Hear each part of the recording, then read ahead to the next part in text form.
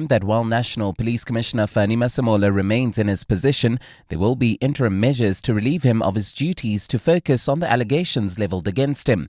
Speaking on the midday report on 702, Presidency spokesperson Vincent Magwenya says there is progress to find an interim body to take over policing duties from Masemola.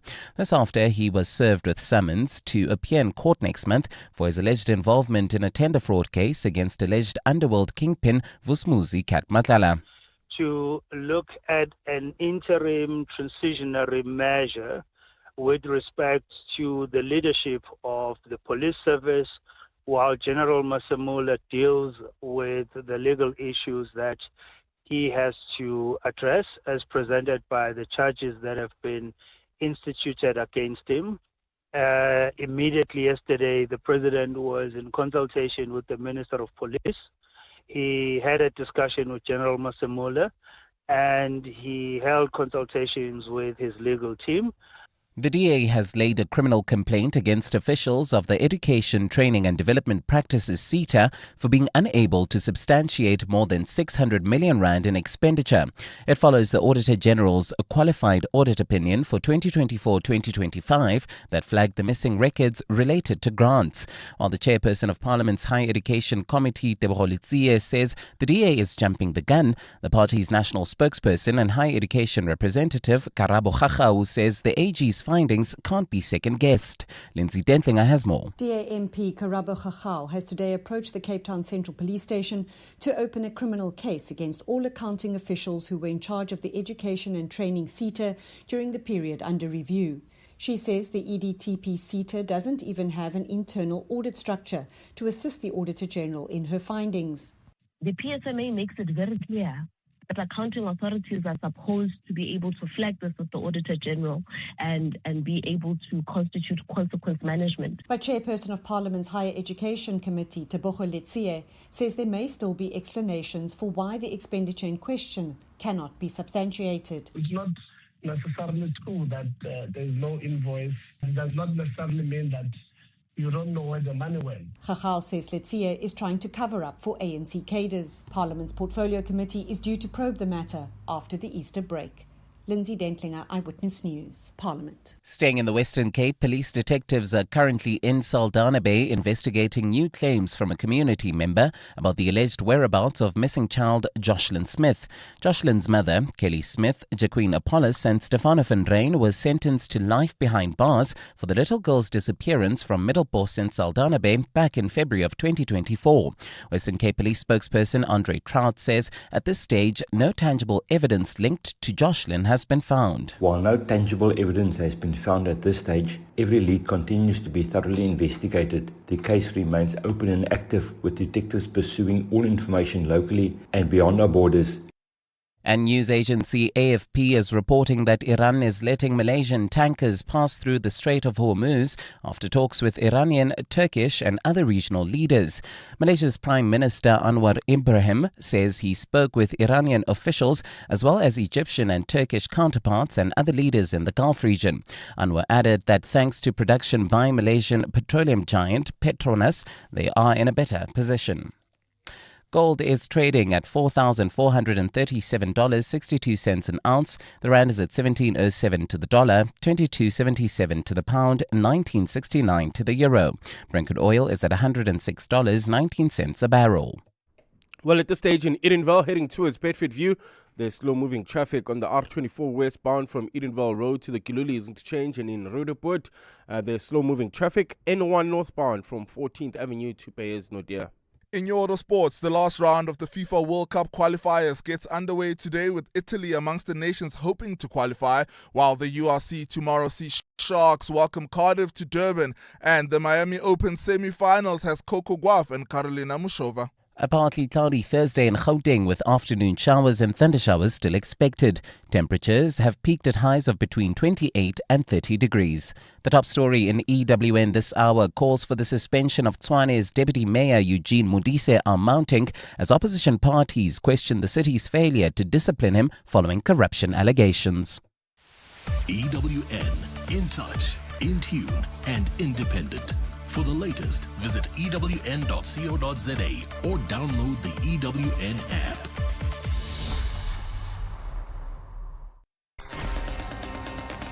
You're with John Perlman on 702. Streaming on the Prime Media Plus app, DSTV channel 856, 92.7 and 106 FM.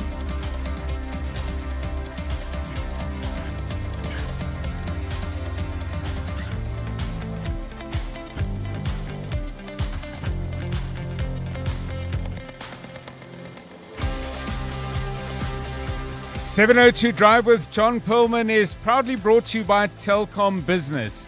Possible begins here. Good afternoon, everyone. It's 8 minutes past 3 on Thursday, the 26th of March. This is 702 Drive with me, John Perlman. Wherever you're listening to us in 702 land, welcome to the show. Listen to this number. 88% of the money spent by national and provincial government departments is under the control of departments and entities that cannot clean or get clean audits. In other words, they're not very good at managing your money. That's just one of the shocking, but I have to say, not surprising findings emerging from the latest report issued by Auditor General Tshwane Maluleke. We hear it would seem the same things every year. How does she keep going? How does she remain optimistic? She joins us after 5 for some more insights. On the matter of money, the Monetary Policy Committee decision is about to be announced. In fact, it's just been announced. The repo rate will remain unchanged at 6.75%. So no rate cut. I don't think anyone is expecting that. At least we didn't get a rate hike in these uncertain times. Explanation and analysis from Stephen Curtis coming up a little bit later.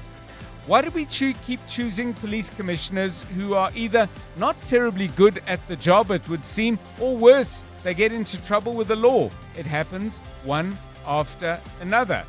We'll look in more detail at whether there's a problem in the way we choose the police commissioners or just with the people that get chosen. I suspect there's a connection. We'll talk about that after 4. And because it's Thursday, we do what we call Your House, Your Home. We look at various aspects of the place where you live. Sometimes we focus on relationships between neighbors or relationships with landlords and tenants. And sometimes we look at infrastructural issues. Now, with all of this rain, there is potentially for you a problem of mold in your house. And with that, a potential problem for your health. We'll get some expert advice on that at 10 to 5.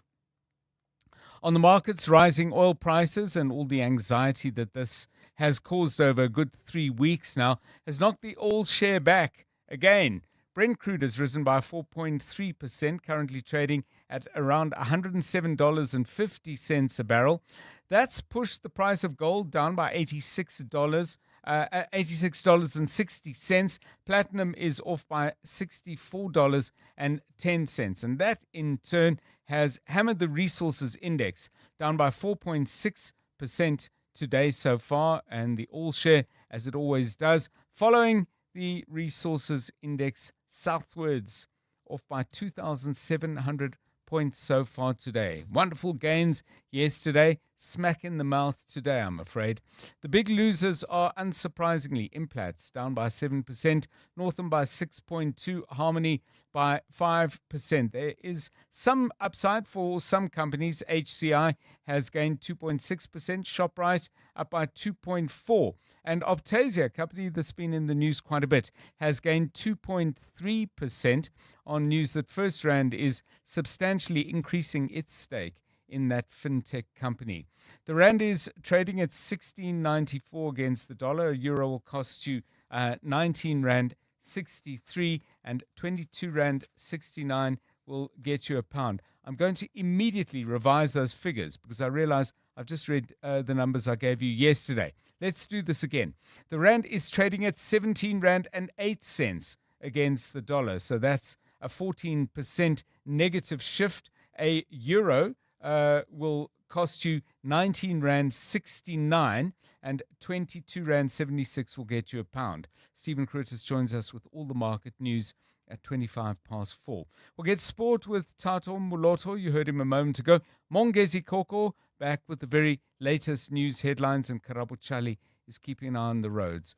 This is 702 Drive. We're live in the place where you live, and if it's happening in 702 land, you will get to hear about it here first. If you do know about things we don't know about, if you know details of things we think we know about but we don't know nearly enough about, well, please get in touch. And then, of course, there's your point of view on the various issues that we raise and the stories that perhaps we haven't covered quite as well as you would like. You get us on 072 702 1702 or 011 883 0702. Just to remind you as well, by the way, that you can watch us on YouTube. There are occasional fun things that happen, and sometimes our guests come into the studio. I'll always alert you if they do, because you may want to see somebody that you've either heard about or you know about and like, or don't. Doesn't really matter. But we're on YouTube. Go to the YouTube stream, type in 702 Drive John Perlman Live, and that should get you to the point where you can actually see what we look like while we're doing what we do. It's 13 minutes past 3. 702. Let's walk the talk. Right, we're going to talk about something that's been in the news, but I want your thoughts on it because it's raised some questions for me. But before we do that, let's just wrap up the conversation around the Reserve Bank's Monetary Policy Committee decision around interest rates. Stephen Curtis, presenter of The Money Show, joins us now for that.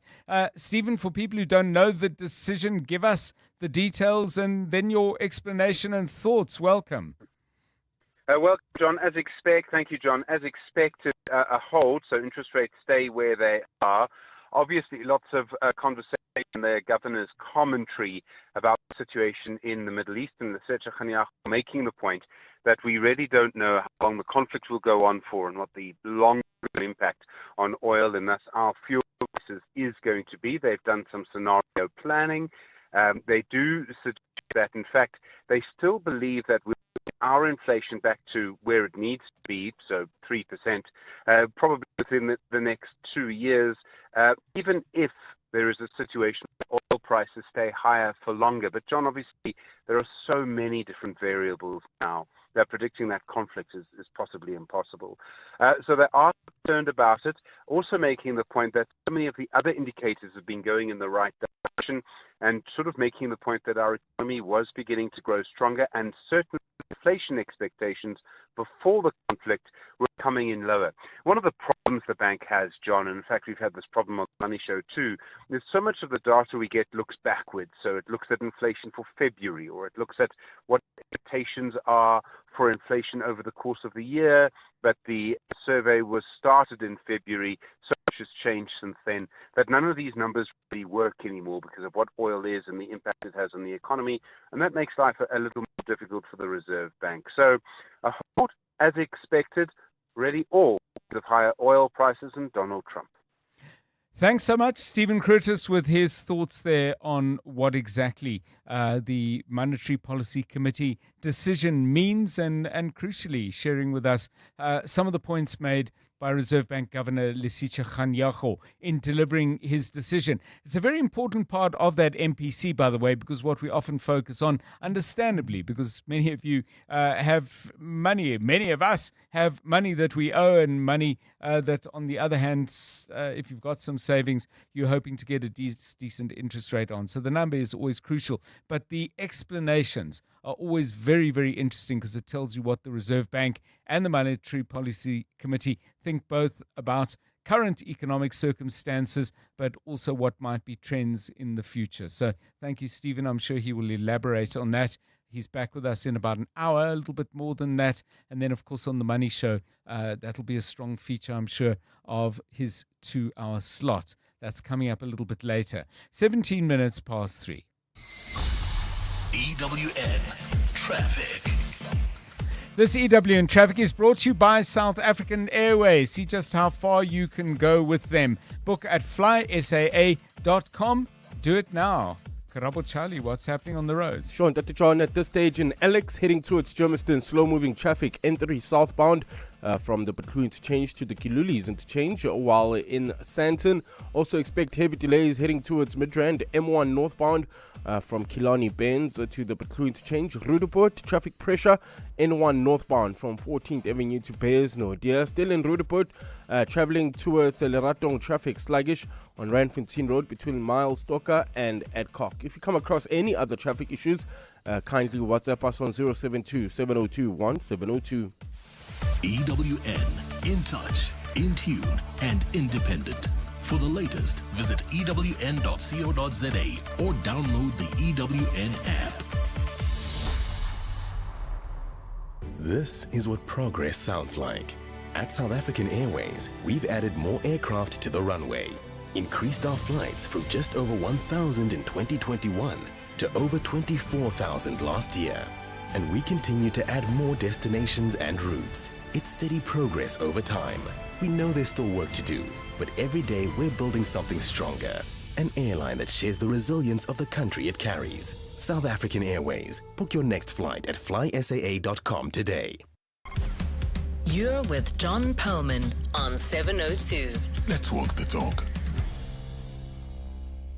702 Drive, it's 18 minutes past 3. Now, yesterday we had a very interesting conversation about judgment reached in New Mexico, in the state of New Mexico.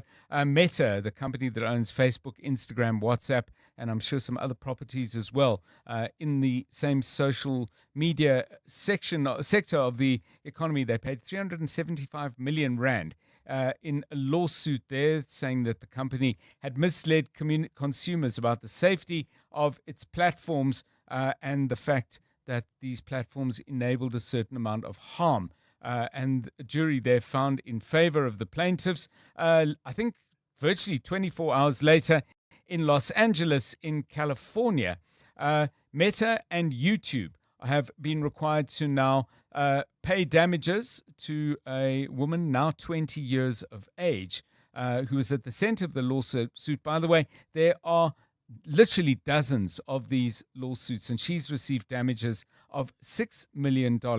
Now, I'm not going to go into the intricacies and details of what each of these court cases say. We discussed it yesterday. You can pick up the interview on our platform, primemediaplus.com. I'll give you the details of the guest a little bit later.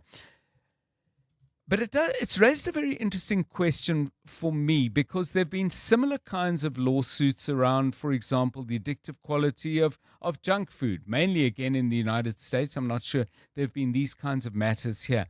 And I'm wondering, is there a debate to be had separate almost from whatever the courts may be finding about these companies, about the point at which people should be required to take responsibility for their own choices? That if you are finding yourself, for example, sucked into certain things on social media, you wouldn't be completely ignorant of the conversations around that, I would have thought, where people are write and talk, and radio talk shows talk about it. Hey, too much of this stuff is bad for you.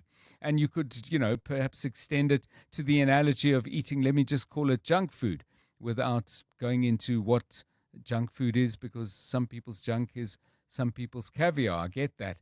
But yeah, I think there's an interesting debate to be had. Yes, individuals may be served if damages are paid to them. And I'm respectful of the fact that, for example, in this court matter, there's been reference made to people have ended up committing suicide, and this was attributed to the kind of strain on their personal mental health created by social media. But does that solve the problem by saying, well, that was due to Facebook and social media? Because presumably there are so many things that can send people down that road. So I'm throwing out a lot of different elements, but I'd love to get your views on it. Jonathan Fairbairn, producing the show, joining us. I mean, what are your thoughts? Clearly, companies should take responsibility for the harm they do, but is there a potential downside if they're made solely responsible for these kinds of outcomes? Sure. Yeah. Afternoon, John, and afternoon to our 702 family. So it's a difficult one and a complex one to answer. So, I mean, let's look at the social media example. So, some people can get addicted to social media use, and that could be all sorts of things, the dopamine hits and all that kind of stuff, and then you start scrolling and you can't get off. But then not everybody is affected by that. So some do and some don't. And then you got to look at the intent. So has a company designed a product or a fast food with the intention that they want their consumer to be addicted, to become addicted, so that they use more, spend more, buy more, etc., etc.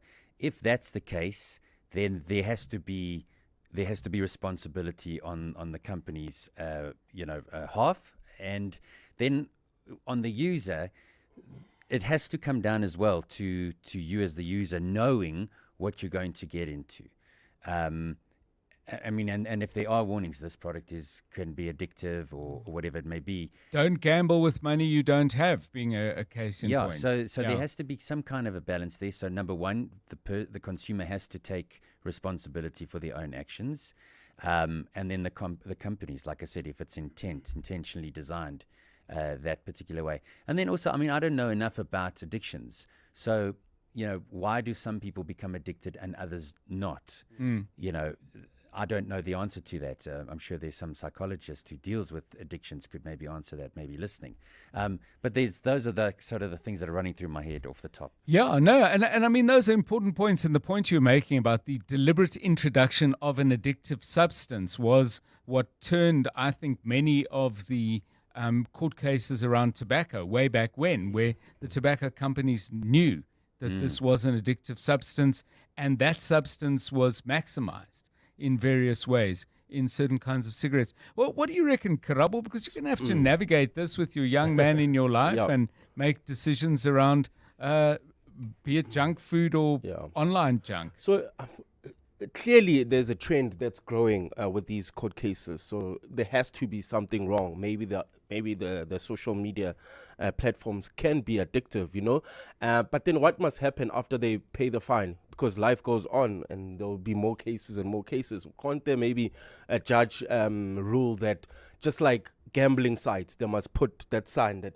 this website is potentially addictive? So yes, it's at your own risk. Maybe that will protect them from further lawsuits and stuff like that. So it's our responsibility as consumers. But if there's a trend growing of cases like this, then maybe we must take a step back and say, how about you actually tell your consumers that this is potentially addictive?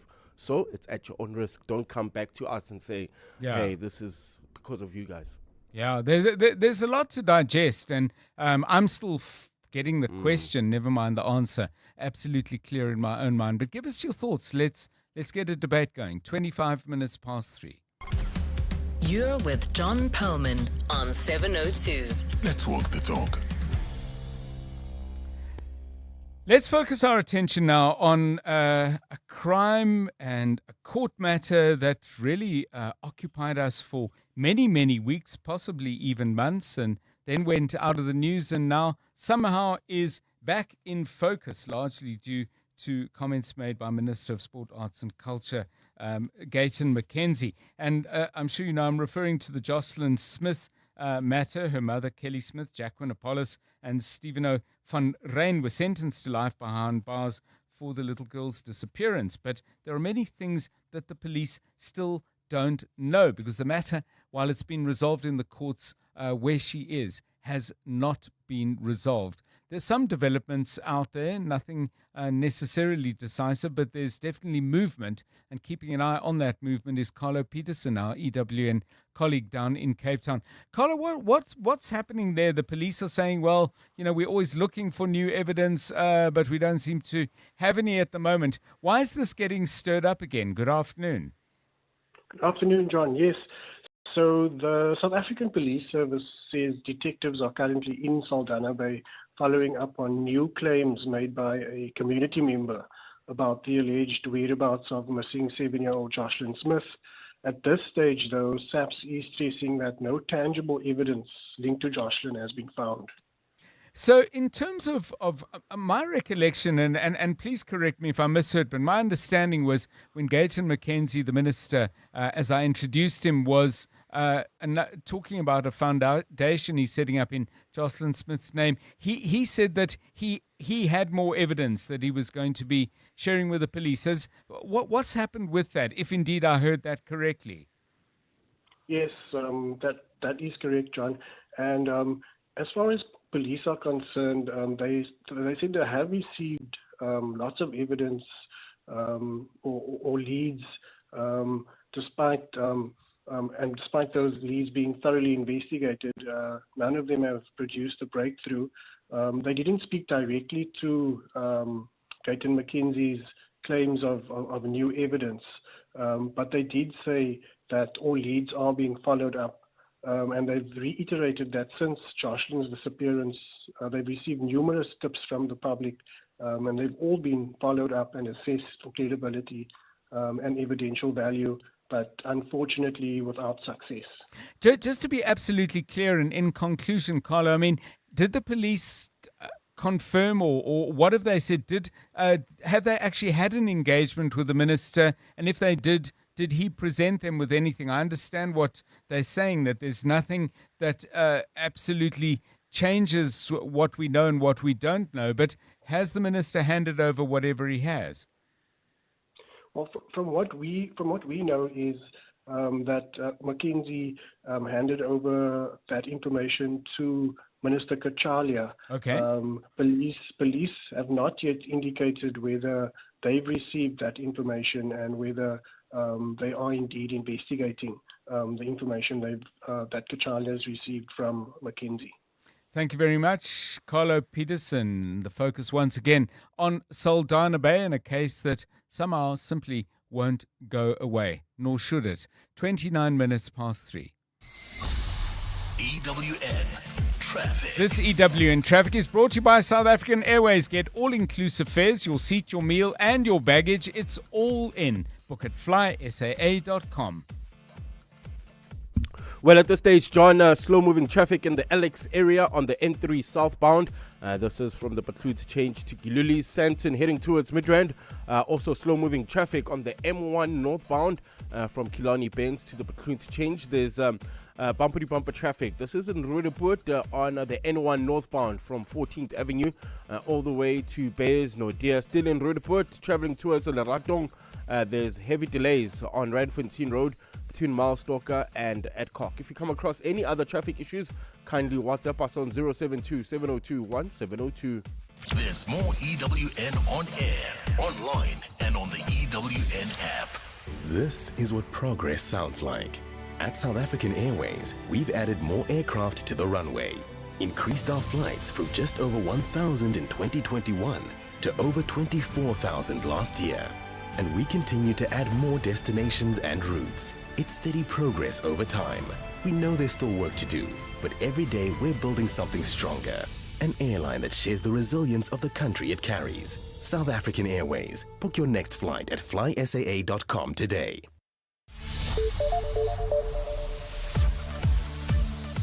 Right, let's get the very latest eyewitness news now with Mongezi Koko. It's 29 minutes to 4. That's right, and Dr. John, a very good afternoon. We begin with news just in. The South African Reserve Bank has decided to keep the repo rate unchanged. The repo rate sits at 6.75%, while the prime lending rate remains steady at 10.25%.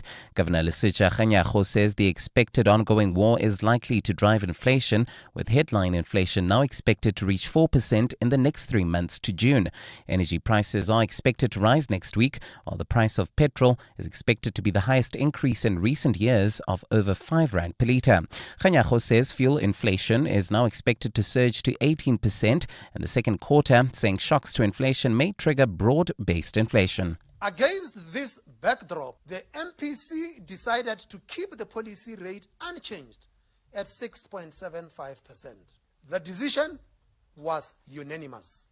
In previous meetings, we warned of elevated risks, and we have been proceeding cautiously in our rate setting.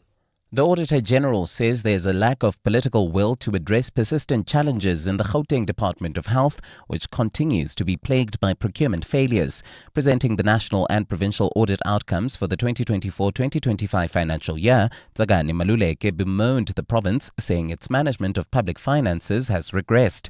The report shows Gauteng recorded irregular expenditure of 5.1 billion rand, while 10 provincial departments failed to comply with supply chain management legislation. Dimagazo Leshoro has more. Auditor General Tsakane Maluleke singled out the Departments of Health and Education in Gauteng, which together account for about 70% of the province's budget. The Health Department remains under scrutiny following the 2 billion rand tender scandal at the Tembisa Hospital investigated by the Special Investigating Unit. NPA head Advocate Endi Mutibi confirmed the SIU report was handed to the NPA and there will be action against those involved. Maluleke says problems in the Health Department have persisted for years without adequate intervention, raising serious concerns about oversight and accountability. The responsiveness, especially of the political leadership, has been less than admirable. The political will to fix the problems simply has been lacking. She says despite the health department being the biggest one on the continent, it shouldn't have the problems it currently has. Dimakazi Oleshoro, Eyewitness News. Chairperson of Parliament's Portfolio Committee on Police, Ian Cameron, says there's a systematic failure in integrity management within the South African Police Service. He was speaking on 702 earlier about the arrest of 12 police officers for their alleged tender fraud linked to Vusmuzi Katmatlala's Medicare 24 contract. He also weighed in on National Police Commissioner Fani Masemola being summoned to court in the case. Cameron says these developments put the failure of the credibility of police in the spotlight and is an embarrassment on global stages. Chabuli Lembat has more. Chairperson of Parliament's Portfolio Committee on Police, Ian Cameron, says Police Commissioner Fani Masemola was told by SAPS's internal audit team to cancel the 360 million rand Medicare 24 contract, but he did not do it in time. But it just seems to be too little, too late. And in this case, SAP themselves didn't act against any of these members. This is a move from IDAC and not from the South African Police. He says there's a lack of accountability even on the highest level. He is also the one that allowed for the appointment of the current supply chain head in SAPS, which is essentially the gateway for any of these entities to get in. And they were told by SIU already, I believe, in 2023 about some of these supply chain issues. Both Minister Tsele, former Minister Tsele, and former Minister Ntunu were all warned about the specific supply chain issue since 2023, and they did nothing about it. Acting Police Minister Feroz Kachalia has confirmed he has spoken to the President about the matter involving National Police Commissioner Fani Masemola. Jabuli Lembata, Eyewitness News. And foreign ministers from the G7 are expected to meet with European nations and allies today. The heads are seeking to narrow differences with the US on the Middle East war while keeping other crises like Ukraine and Gaza high on the agenda. The two-day meeting outside Paris comes as the White House says President Donald Trump is ready to unleash hell if Iran does not accept a deal to end the US-Israeli war against the Islamic Republic. Making his first trip abroad since the war started, US Secretary of State Marco Rubio will join fellow top diplomats from Canada, Germany, Italy, France, Japan and the UK, but only on the second day. A partly cloudy Thursday in Gauteng with afternoon showers and thundershowers expected. Temperatures peaking at highs of between 28 and 30 degrees.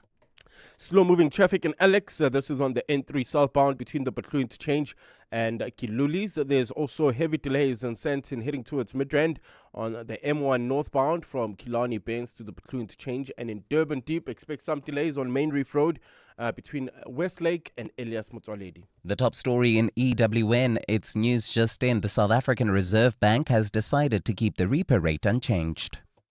Are your nails discolored, brittle, crumbly, or appear ragged? Are they thickened or starting to lift off the nail bed?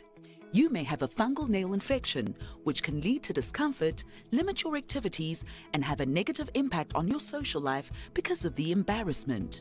New Turbane Nail treats fungal nail infections by directly killing the fungus. It requires no filing before application and dries in about 30 seconds once applied. Ask your pharmacist about new Turbane Nail and say goodbye to fungal nail infections. Illegal water connections have serious consequences for the city's water supply. When pipelines are tampered with, it damages infrastructure, reduces system pressure, and can leave entire communities without water. Johannesburg Water continues to remove illegal connections and strengthen monitoring across the network to protect supply. Residents are encouraged to report illegal connections or suspicious activity to the City of Johannesburg on 0800 002 587. Protect our water infrastructure. Protect our water supply. Brought to you by Johannesburg Water, a water and sanitation utility that cares. Every day I'm hustling. It's our reality as business owners. And it's good to know that there's someone out there who takes care of the business that makes the business. Gotta love My Way Business Insurance. Saving big on premiums with 24/7 emergency services, plus My Business Assist with marketing, legal, and labor advice services. Visit myway.co.za or dial 0860 64 64 64 and get a quote today. My Way is a licensed non-life insurer and FSP. T's, C's, and standard rates apply. My Way. Live your way. Gauteng is currently experiencing high water consumption. To avoid water interruptions, residents are urged to use water sparingly to allow equitable supply. Act now. Save water. Every drop counts. This message is brought to you by the Department of Water and Sanitation, Rand Water, Gauteng Provincial Government, City of Johannesburg, City of Tshwane, and City of Ekurhuleni. When you're running a small business, you need someone who speaks your language, who understands when you talk innovation, growth, scaling. Someone like MTN Business and 702. The 702 MTN Small Business Awards, from the townships to the suburbs and everywhere in between. We want to talk about you and your business. Go to primemediaplus.com to enter your business or nominate one you know. Because once we start talking about where you are now, you'll be well on your way to reaching your next. The 702 MTN Small Business Awards. Let's talk sharp. T's, C's, and more on primemediaplus.com. 702. WhatsApp John on 072 702 1702. Hi, Karabo. I don't know if you use Instagram or Facebook. In the past 2 years, I think they have updated their terms and conditions over 6 times. And in one of the terms and conditions, they do mention that at some point, the content that is shared may be addictive to the user, and you accept the terms and conditions as they are. That means tomorrow you cannot go and sue Meta, Instagram, or Facebook. Well, you say you can't, but people do, and people have, and 2 people now in 2 matters within 24 hours. The people who are suing have actually won. So that doesn't mean it's going to happen all over the world, but certainly in the United States. And I don't know how significant it is that they have jury trials in both of these matters, which means 12 ordinary citizens. Yes, there is jury selection where people have particular prejudices or biases, they would be excluded via a complicated process that I don't fully know. But nevertheless, you know, it's, and there are going to be more of these, trust me, because I think there are dozens, literally dozens of cases taking place all over the United States. Sybil responds to the question we asked, and I was just raising the question in general, and I'm not just talking about social media and social media addiction, but more generally, when people go and sue companies for things that they use and use in excess and suffer the consequences, are we ignoring and avoiding the crucial issues of personal responsibility as well? So that's what I threw out as a point of discussion. Sybil responds by saying, you need to check deeper. It was also about the sexualization of kids and pedophiles, capturing them psychologically. A whole lot of things that the company knew was depraved and allowed to happen as they make money out of this abuse of children. Just check out the full story. Thank you, Sybil. As always, have more reading to do. 19 minutes to 4. EWN Sport.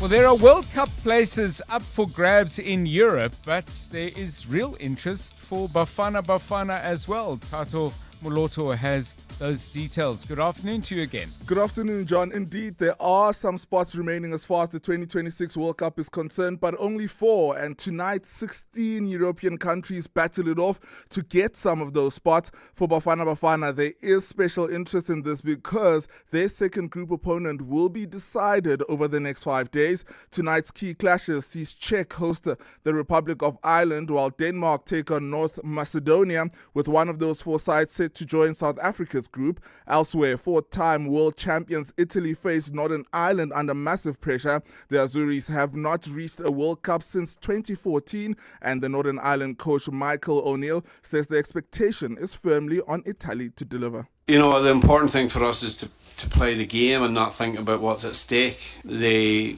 expectation clearly lies with the home nation and the big nation, which is Italy. You know, I think we have to not be intimidated by the reputation of the players that they have. I don't think we will be. Speaking of Bafana, they play Panama in a friendly tomorrow, while Banyana head coach Desiree Ellis says that the upcoming international friendlies against Algeria will be used to give valuable game time to key overseas-based players as they prepare for the upcoming WAFCON. There's 2 windows that we have now, and maybe a third one just before we leave for WAFCON would be an opportunity to see the international players, because we know that whoever gets selected from the international players will come to camp only 6 days before the first game, if the draw is still similar, because we were meant to play on the first. There's rugby action tomorrow. The Sharks have named their side for tomorrow night's URC clash against Cardiff. All this happening in Durban. They do have a boost in their backline. Springbok Ethan Hooker returns to their starting 15, linking up with captain Andre Estreisen in midfield, while Bradley Davis steps in at scrum half for injured Grant Williams. In tennis, all eyes are on the Miami Open. Coco Gauff playing Karolina Muchova in the semi-final, and the world number 13 expects a tough battle. At this stage of the tournament, I feel like everyone is playing incredible, and as you mentioned, I don't have the best record against Coco, but I feel good, and it's going to be a really tough battle. Finally, in golf, Freddie Scott holds a one-shot lead over Eugenio Caracas following an opening round for the Hero Indian Open. Tato Moloto, Eyewitness News Sport. EWN Traffic. At 16:24, let's just make sure you know what's happening on the roads before you set out or choose your route. This EWN Traffic is brought to you by Plumlink, your local plumbing store. Visit plumlink.co.za to find your nearest store. Delays in Sandton and probably some problems in other parts as well. Karabo Charlie with the latest. Yeah, leaving Sandton heading towards Midrand. Expect heavy delays M1 northbound from Killarney Bends to the Bacloon to change. Dobsonville, Soweto, traffic heavily backed up. This is on Elias Motsoaledi between Tsepo Temba Hospital and Koma Road, while in Rudaport, traffic pressure on Deckers. This is between Berry Herzog and Sonop. Also, still in Rudaport, traffic heavily backed up on Randfontein Road between Milestalker and Adcock. Durban Deep, expect some delays on Main Reef Road between Westlake and Elias Motsoaledi. If you come across any other traffic issues, kindly WhatsApp us on 072-702-1702. There's more EWN on air, online, and on the EWN app. If it's plumbing, you'll find it at Plumlink, South Africa's largest plumbing retailer. From pipes, fittings, geysers, and baths to basins, taps, tools, and accessories, we've got it all. With more than 10,000 quality products at the right price and over 150 stores nationwide, there's always a Plumlink near you, ready to help with expert advice and unbeatable value. Find your nearest branch today at plumlink.coza. Plumlink, your local plumbing store. You're with John Perlman On 702. 702 Drive. Yeah, we've been asking this question, partly prompted by the court cases going on in the United States in regard to people suing companies like Meta, which, of course, is the company that owns Facebook. And saying that they've suffered significant personal harm through various aspects of the way those platforms are run, that there's been a problem of becoming addicted to social media, being exposed to harms that were not properly addressed, even though they were warned that the platforms were open to abuse by people, for example, looking to exploit children and others. Now, on the question of adults using services, because I'm not going to get into what happens with children. I think that's a different conversation. But either platforms or products where people end up suffering harm. I want your view, Tato. To what extent do we look to properly understand what these service providers are doing and where they are actually putting people at risk? And to what extent do we actually say, well, that may well be true, but in the end, people need to take responsibility for their own safety, their own health, be it eating too much junk food or getting stuck on social media and getting drawn into some of the many, many negative things. First of all, how much time you spend on social media. But secondly, maybe looking at other people's perfect lives and getting unhappy about your own. There are so many things that can happen there. Are we making things better by fining these companies and saying they've got to change what they do? Or are we perhaps not taking enough responsibility for our own choices? What are your thoughts? Look, John, I think firstly, the question of accountability, I'm in the middle about this one because we have to factor in free will, and especially as adults, we do have free will. However, I do think that companies should have to take accountability for products that they know that they manufacture an addiction, right? So products that they knowingly manufacture in order to capture people through a form of addiction, dark patterns and all of that that's involved in that. So I do think in that case, companies should be held accountable, but also Facebook, for example, can't be held accountable if I spent 15 hours on it. That's my own free will. As a consumer that has a phone in my hand, I can literally click and switch it off a little bit. So I'm in the middle on this one because I do think a level of accountability and responsibility should lie on both consumer and the company. Yeah, it's an interesting debate, and we'd love to get your view. Thanks, Tato. Give us a call, please, on 072 702 1702 and 011 883 0702. 011 883 0702. Give us a call. I mean, all of us who've spoken about it so far from the team are saying, well, actually, there's this argument and there's that argument. My own view, if I had to sort of nail something down, would be, yes, when you can demonstrate that there's an active process of harming people, be it through a particular ingredient in a product, like was proven in courts over and over again, and by scientists as well in regard to tobacco, that it is intentionally addictive on the one hand, but then we also have to look out for ourselves in some way, shape or form. It's not going to end up in court every single time. So those are my views. Let's get yours. 011 883 0702. It's 10 to 4. Meet Tato Makgate, CMO of Koitech, proving that South African tech can take on the world. Tato, why was Telkom Business the right call for your team? Bottom line was connectivity and ensuring that we have the right service provider. With Telkom Business Fiber, Koitech seamlessly connects local innovations with international manufacturing. Get Stream Connect Fiber from just 399 Rand per month. Call 10213 or check telkom.co.za. T's and C's apply. Telkom Business. Possible begins here. Outsurance business insurance, the cost was far less. I even have better benefits. Outsurance business insurance clients know that it pays to switch. And did you know you get 24/7 access to panic assistance, roadside assistance, and even office assistance for guest houses, catering companies, and all other businesses. Get a quote today and see why it pays to switch to Outsurance business insurance. Visit outsurance.co.za or call 08600 60,000 today. Licensed insurer and FSP. TCs and information online. Limits apply. Did you know that you are entitled to buy a new, demo, or used car without a service or a maintenance plan? You can also use an independent workshop for all servicing and maintenance needs without your warranty being automatically voided. Independent workshops are entitled to all technical info and parts needed to work on your vehicle, so you can shop around for the best price and service. Right to Repair. It's your choice. Visit righttorepair.org.za. Do you suffer from heartburn and hyperacidity?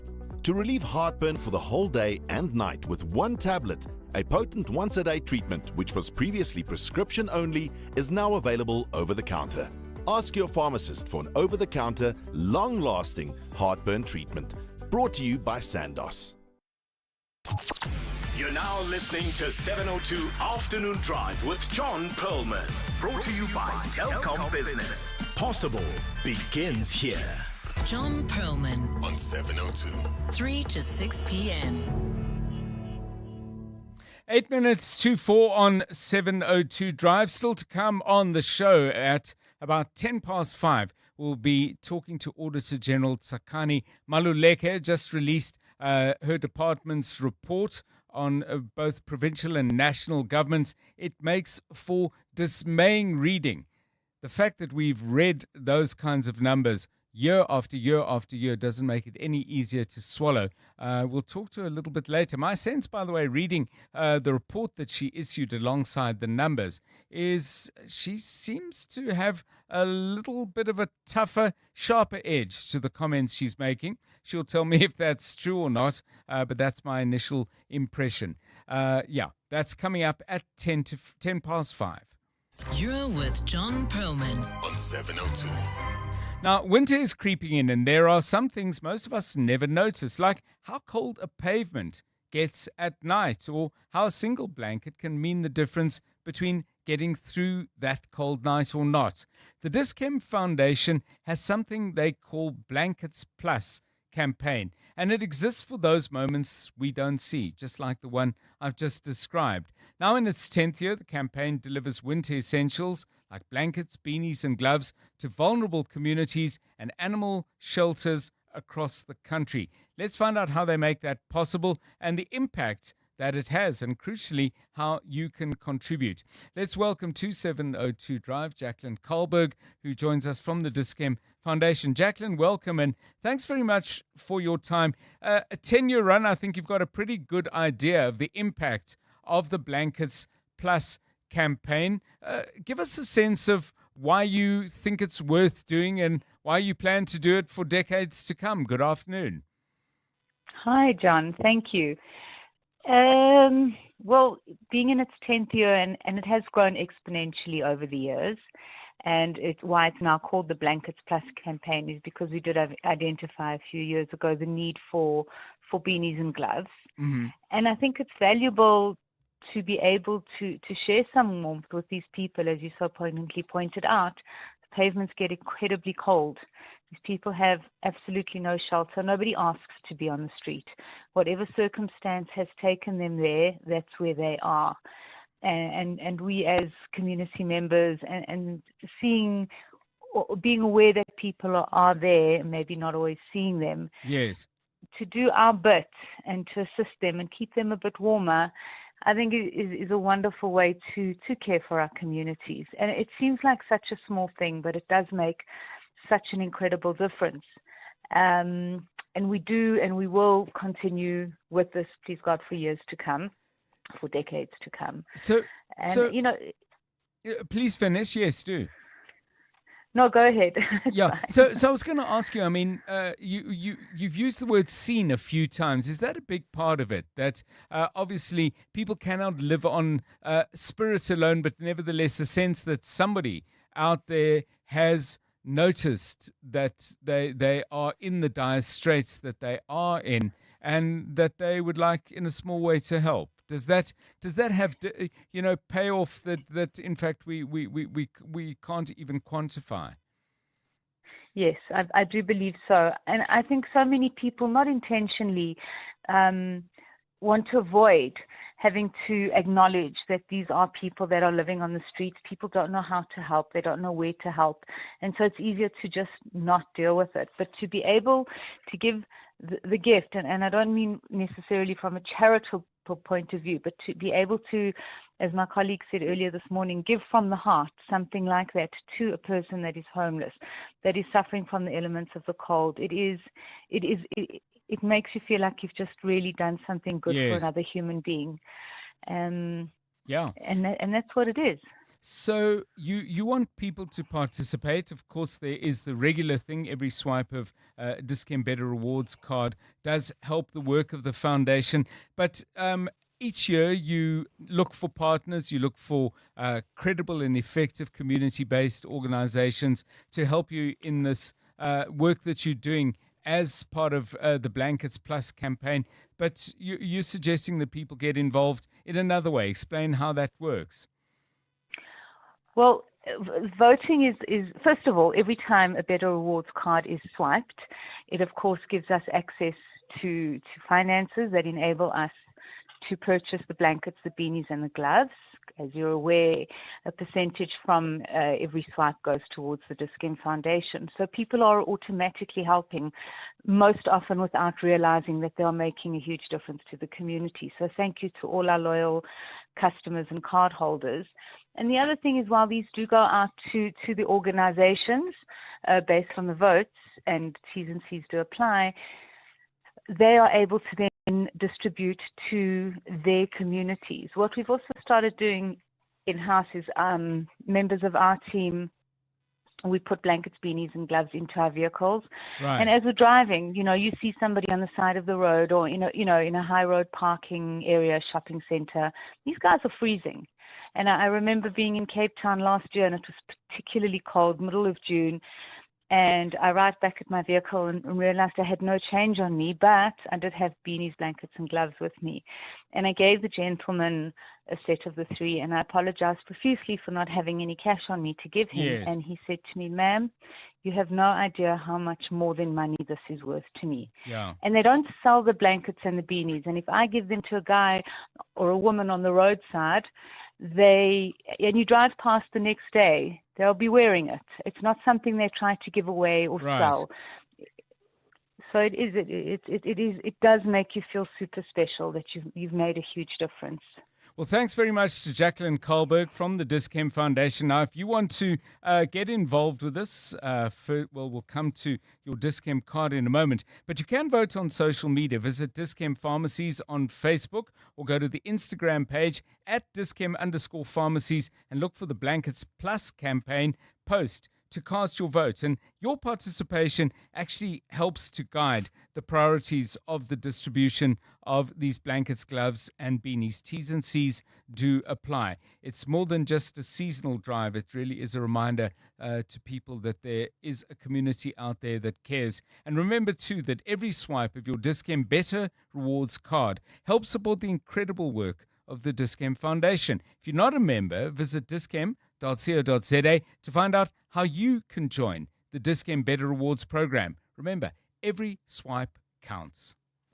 Africa Milani. Weekday mornings, 4 to 6. In percentage terms, Simon, and this is my final question, what is your level of trust on the SAPS to be able to carry out their mandate today?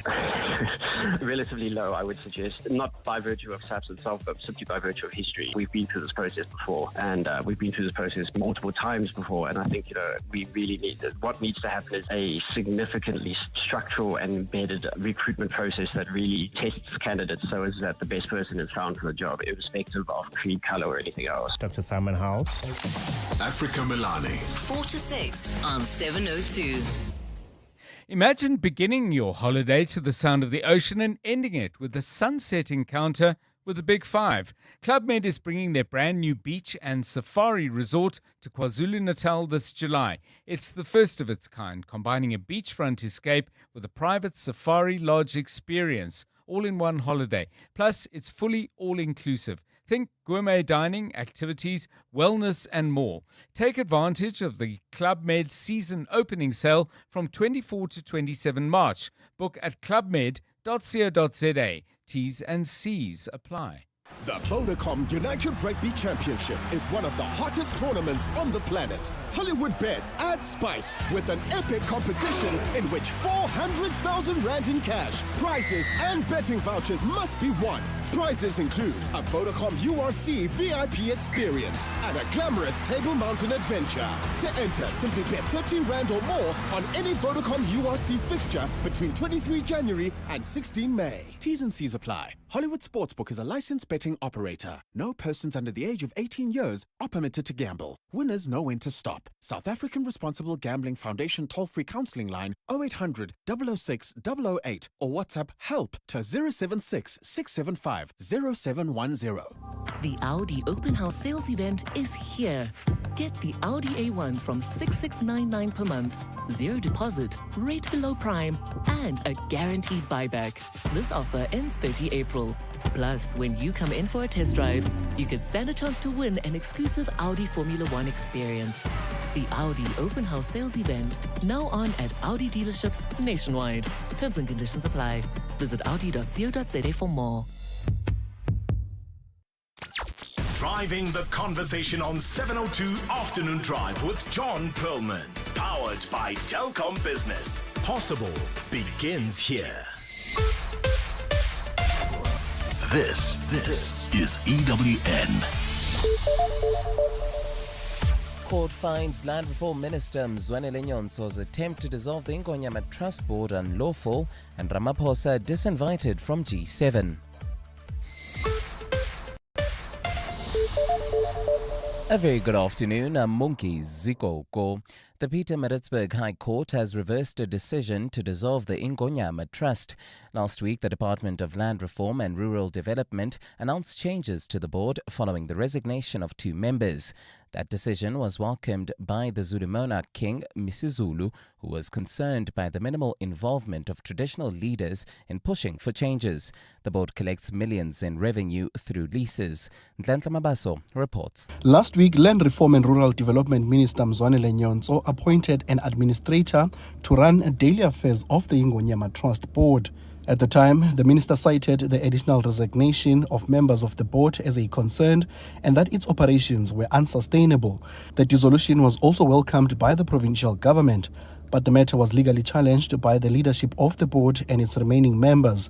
The Pietermaritzburg High Court has now overturned the decision, ruling in favor of the Ingonyama Trust Board.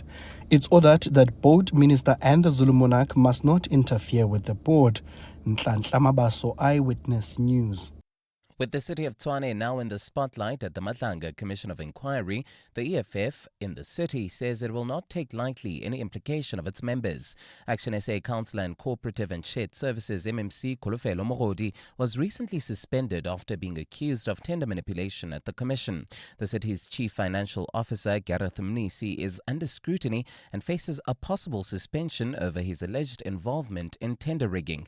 EFF Regional Leader Obakeng Ramabodu insists the party will act if any of its members are named. If any leader of the EFF here in Tshwane is mentioned with allegations of corruption anywhere, that leader won't wait for you, will leave the same time that allegation is raised. That's how the EFF is. You don't wait for anything. When you see that you are compromised, you go and clear your name, you will come back when you are clean. Thank you. Meanwhile, EFF leader Julius Malema's name was recently mentioned at the Commission in relation to an alleged plot to rig a contract. In the Western Cape, residents in the Garden Route are reportedly panicking over diesel shortages in the region. Freelance journalist in the Karoo town, Hans Visser, posted a video on social media last night showing a long queue of minibuses at a local filling station. Visser told Lester Kivet on Cape Talk today that the petrol station was the only one in town with diesel. I went to the other garages that were open and I stopped at about 5 other garages and all of them said that they did not have diesel.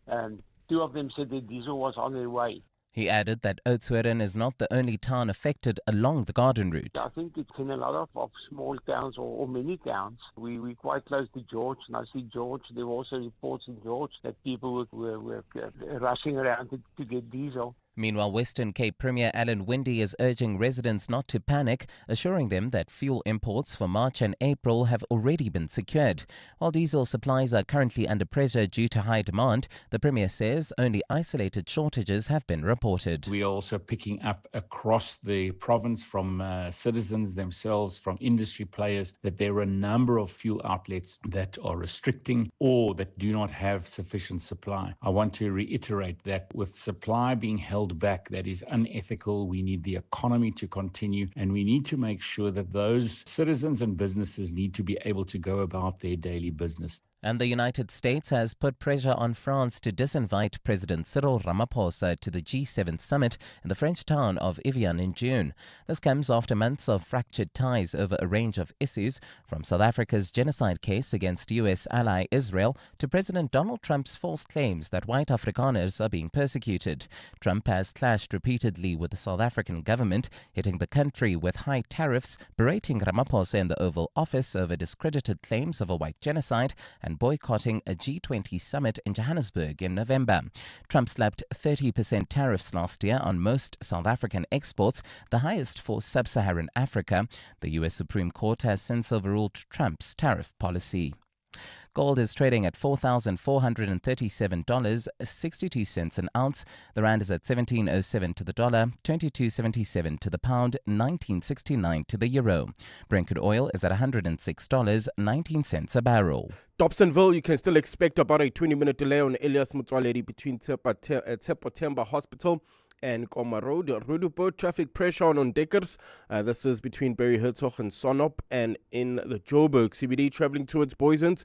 Slow-moving traffic on the M1 southbound from Killarney Bends to the Crown Interchange. In your auto sports, Ethan Hooker returns to the Sharks' starting 15 for their URC clash with Cardiff tomorrow, while the last round of FIFA World Cup qualifiers gets underway tonight, and Italy is amongst the nations hoping to book day flight to the USA.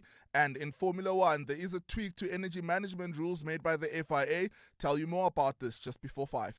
A partly cloudy Friday in store for Gauteng tomorrow, with afternoon showers and thundershowers expected. Johannesburg drops to an overnight low of 17 degrees, peaking at a high of 27. Pretoria 18 and 29. Vereniging drops to 15, reaching a high of 27 degrees. The top story in EWN this hour: the Pietermaritzburg High Court has reversed a decision to dissolve the Ingonyama Trust. EWN, in touch, in tune, and independent. For the latest, visit ewn.co.za or download the EWN app. 702. Drive home with John Perlman. John Perlman, 3 to 6 p.m. On 92.7 and 106 FM. Let's walk the talk. 702 Drive, it's 8 minutes past 4. Kind of rainy out there. That may well affect the traffic. We'll make sure that anything you need to know, we let you know. That's coming up shortly with Karabo Charlie. Lots going on in the news. It really has been a very, very busy news week indeed. Coming up shortly, we're going to be asking this question: why have we made such a poor job of choosing national police commissioners? When I say we, of course, you would quite rightly say, well, none of us were involved in the choice. It's not as if there was an election. But the highest levels of leadership in the South African government have chosen police commissioners that by and large have not worked out well at all. What's going on? We'll talk to Dr. Simon Howell, who is a criminologist at the University of Cape Town's Centre for Criminology. That interview, I think, is going to be very interesting indeed. Bad choices of people, or is this an undoable, untenable job? I can't believe it's that, but who knows? We're about to find out. That's coming up shortly. Later in the show, we do a weekly feature that we call Your House, Your Home. We'll look at various aspects of the place where you live. Lots and lots of rain and the potential for that to bring some health hazards into your home. Think mold and think about potential risks. We'll give you some answers while you ponder that. At 10 to 4, Lumay van Skalkwyk is an air treatment specialist, and we'll explore that later in the show. And then after 5, really the big story of the day and the big interview of the day, we'll host Sakani Maluleke, Auditor General of South Africa, the latest report on national and provincial departments as well as state-owned enterprises. The problems run deep, the solutions, it would seem, hard to make stick. But the Auditor General with us after 5, she has some excellent points to make. I heard her talking earlier. She delivered her report, and I'm looking forward to chatting to her in about an hour's time. It's 10 past 4. 702. WhatsApp John on 072 702 1702. This whole thing about attacking Meta and such people, by extension, what about gambling? What about casinos? What about people suing gaming companies and casinos because they lost their money and a loved one committed suicide and they lost their home? They must also, by extension, fall into the same hat. Have a good afternoon. Yeah, we were just asking the question about, on the one hand, there are various court cases that are trying to hold social media companies like Facebook and its holding company Meta responsible for the harm that people believe they have suffered as a result of either lax controls on platforms like Facebook or the addictive quality of various kinds of social media. Two big decisions in the United States, a total of $381 million awarded in damages. And we're asking the question, well, okay, fair enough, but what about personal responsibility? Where does that come in? So give us your view on that on 072 702 1702, 12 minutes past 4. EWN Traffic. This EWN Traffic is brought to you by South African Airways. See just how far you can go with them.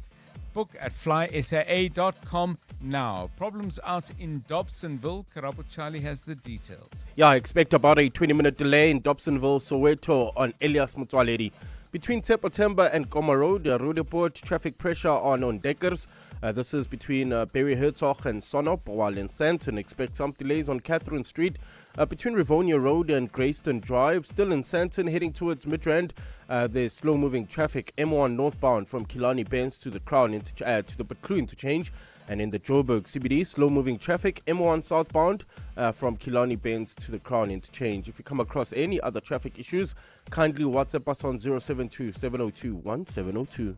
There's more EWN on air, online, and on the EWN app. This is what progress sounds like. At South African Airways, we've added more aircraft to the runway, increased our flights from just over 1,000 in 2021 to over 24,000 last year. And we continue to add more destinations and routes. It's steady progress over time.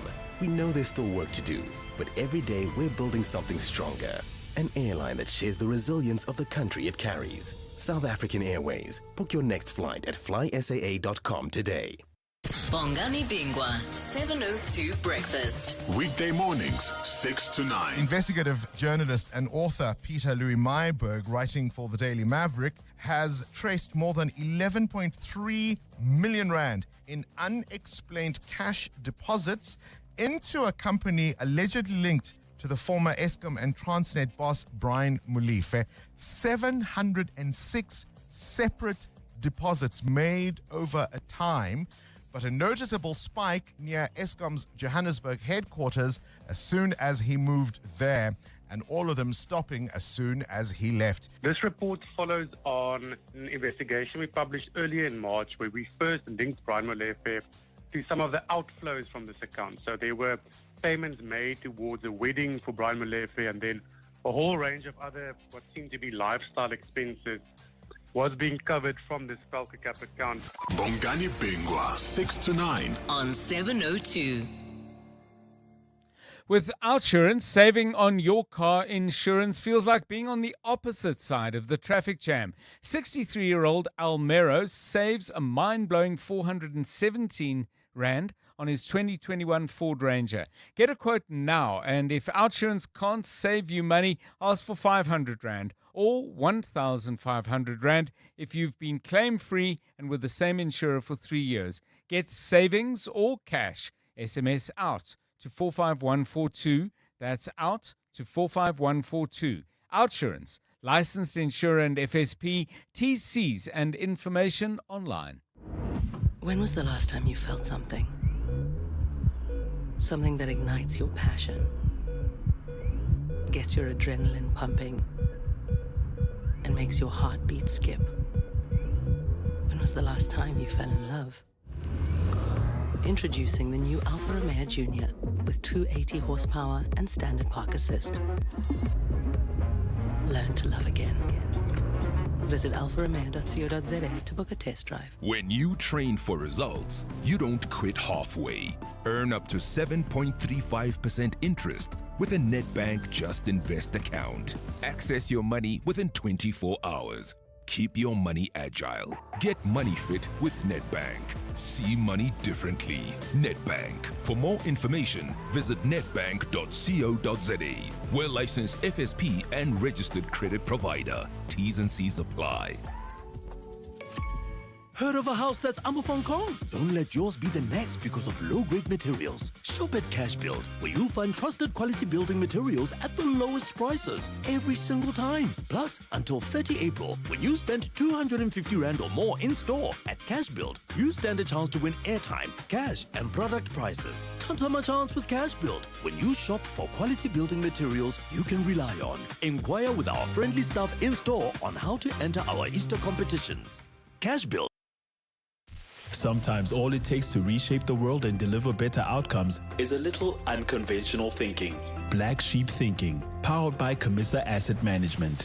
Netflix came up with a different model. Instead of paying for each film you watched, you paid a once-a-month subscription, and you could watch as many films as often as you would like. And then over time, they developed the idea that you could watch, say, even 3 films at a time. So you could take out 3 movies from their warehouse. And eventually those movies would be stored in your own home and exchanged in that way. And of course, it's morphed into something entirely different to the Netflix we know today. What's the point? People with black sheep thinking not only come up with innovations, but they are resilient and adaptable when they are rejected. Black Sheep Thinking, every Tuesday on 702 Breakfast with Bongani Bingwa, powered by Camissa Asset Management. Invest different. Camissa Asset Management is a licensed FSP on 702. You're with John Perlman on 702. Let's walk the talk. 702 Drive, it's 18 minutes past 4. So one of the big stories, probably the big story yesterday and possibly the biggest story of the week, has been the news that the most senior police officer in South Africa, National Police Commissioner General Fani Masemola, will appear in court next month on charges related to a large contract that involved the businessman Vusimuzi Matlala, Kat Matlala, as many people know him, and a whole lot of other senior officers in the South African Police Service were in the dock yesterday as well. But we thought we'd focus today on commissioners, because when you look at the list of all the South African Police Service commissioners post-1994, well, it's a rather sorry list. George Fivers resigned voluntarily after serving from 95 to 2000. And then the late Jackie Salibe, convicted of corruption in 2010, linked to the organized crime figure Glenn Agliotti. Bheki Cele was dismissed by President Jacob Zuma. Public protector had found him unfit for office in regard to irregular leases involving police rentals around police headquarters. Ria Pierre was suspended and then dismissed. Khomotso Patlane was acting and was removed from the acting role and has himself faced various allegations. Kehle Sitole's contract was terminated, and Fani Masemola, we know what the latest is. So what actually is happening here? What's going wrong? Dr. Simon Howell joins us. He's with the University of Cape Town's Centre for Criminology. Dr. Howell, welcome and thanks very much for your time. Is this just a series of bad choices? Is it a very difficult job to do? Or are there too many opportunities when you're at the top of the police tree to do the wrong things? It may well be a mix of all of those. I thought I'd offer you a menu, but please feel free to go a la carte and bring up something else. Good afternoon. So I think it's a combination of all of those things in some sense. I think it's less about individual morality though, and more about the institutional position of the office within South Africa's broader political and policing system. There's quite a few, I think, concerns here. The first is that the appointment itself is highly political. I mean, it's done by the president, and that's, of course, there may be factional issues and alignments and the like. So I mean, it of itself is political, and that creates the basis for problems, I think. The second is that the office sits at the intersection of a number of highly risky or high risk domains, which is, policing, procurement, intelligence. Yes. There's very large budgets involved. It's very easy when you're at the epicenter of all of that to make decisions and to be influenced, but to make decisions that ultimately lead to the unraveling as has been the latest instance. So there's also, I mean, there's been the broader context of state capture and a whole lot of issues around corruption more generally, which sets the flavor of the month, and then ultimately I think creates a narrative in which corruption is not seen as the negative thing that we would like to view it, or like people to view it as. Yeah. There's also, there's also things like instability. As you mentioned, we've had so many police leaders now, and it's chronic instability, which sets the tone. And I think a lot of people end up, when they become police commissioner, they don't think long term. They're thinking more in short term survival and how to benefit the most from the position as and when they can, rather than thinking in terms of more institutional policy and long term leadership structures. So that, of course, that sort of sets the table for the type of thing that we've seen. And there are a few other things probably. Yeah, I'm sure it's an intersection, as you put it, of a whole lot of complexities. But let me ask you this, starting from the current incumbent, for how long we don't know. But with General Masemola, I mean, I can't say, Dr. Howell, that I've followed the work he's done particularly closely. Certainly when confronted with difficult choices based on what he said at the Madlanga Commission, for example, he has shrunk from making those. And I'm wondering, has that been a characteristic of him long before we even had a Madlanga Commission? But there are tough choices to be made in this job. Was General Masemola any good at making those, and any good at being a leader? Well, I think the problem was that the tone was set by the previous police minister, Beketela, and the previous commissioner, in the sense that relationship was one in which Beketela overpowered both, in terms of personality, the police commissioner, and as a result became the face of policing despite being not the police commissioner. And that sort of carried over to this instance where, I don't think he was really ever at the forefront politically or from a policing perspective in terms of, the public image of police. That being said, I mean, I think he made some tough decisions and the like, but ultimately, I think a lot of those decisions end up being deferred, and I think this is what the whole Commission of Inquiry has been about: is how those leadership decisions were ultimately deferred deferred to other people, which is obviously the problem. So the president picks the National Police Commissioner. One would like to think they get advice. One would tend to think, based on the way these things have panned out, that the advice they've been getting is not terribly good. Is that because we're expecting too much from any individual, and that in fact the support system, but also checks and balances around the commissioner, need to be changed? Or do our presidents over the many years need to have had different advisors? Because it really has gone poorly. Yeah, I think, it's an institutional problem, is that because the appointment is political and it's done by political leadership, that creates a whole lot of issues. And there is very little oversight, and there is very little institutional capacity to provide a more democratic system. So I think, if anything, the immediate change needs to be, that process needs to be fundamentally altered so as that the people that are chosen by panels, that they have minimum standards, that that they have to go through a rigorous process of hiring and ensuring that the person there is ultimately held accountable, rather than simply just one politician being allowed to choose the person, which, obviously that one politician is the president, but equally, as history suggests anything, this is not a wise policy choice. Thank you so much, Dr. Simon Howell, criminologist, joining us from the University of Cape Town's Centre for Criminology. One of the other consequences of having a commissioner who may not be particularly good at their job, or worse, and we've had the worse, I don't need to detail that for you, is that they then go on to play a leading role in making a whole set of other appointments. So it's not just that we necessarily live with somebody who's not necessarily up to the job, but we also live with the consequences of a set of choices they make, including choices of people for key appointments. Any ideas? How can we do this better? I'm not sure we could do it worse, although let me not tempt fate. 25 minutes past 4. EWN Traffic.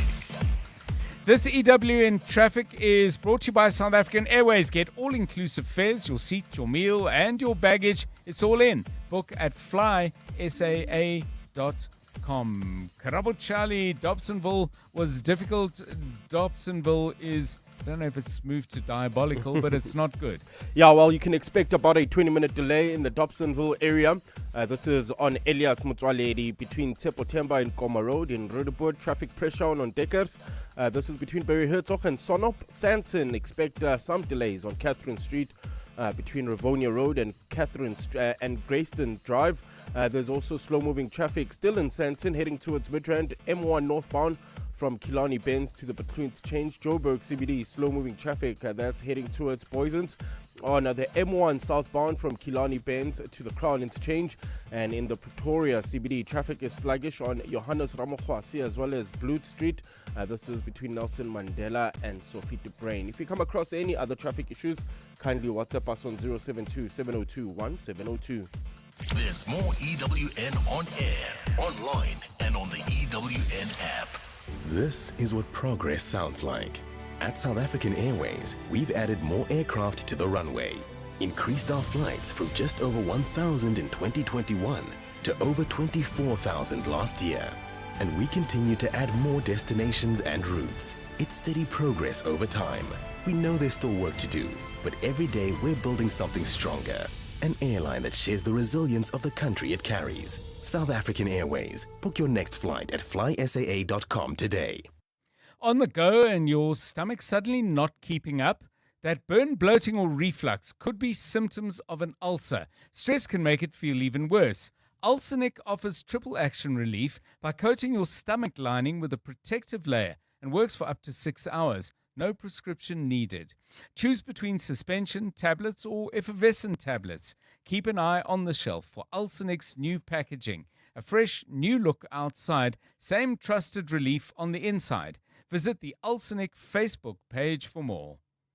The pain of losing a loved one is never easy. It will leave you feeling overwhelmed. At Clientele, we understand that burying loved ones with dignity truly matters. Our funeral plans pay out cash within just 24 hours, and you receive 200 Rand airtime when you claim to make those important calls. Plus, we cover up to 13 people on one plan. SMS funeral to 31586. That's 31586. Clientele Life is an authorized FSP and licensed life insurer. T's and C's online. Standard rates apply. These holidays, millions of South Africans dream of a well-earned getaway.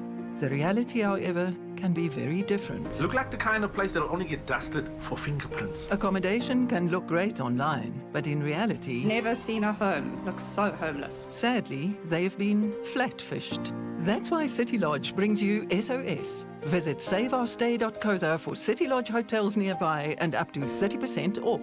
Getting flat-fished is hard. Check into easy. T's and C's apply. Do you suffer from heartburn and hyperacidity? To relieve heartburn for the whole day and night with one tablet, a potent once-a-day treatment which was previously prescription only is now available over the counter. Ask your pharmacist for an over-the-counter, long-lasting heartburn treatment. Brought to you by Sandoz. Small business owners speak a language of their own, and it's a language MTN Business and 702 understand very well. That's why we're celebrating SMEs who walk that entrepreneurial talk in the 702 MTN Small Business Awards. From townships to the suburbs and everywhere in between, small businesses are proving that big things can grow from bold ideas.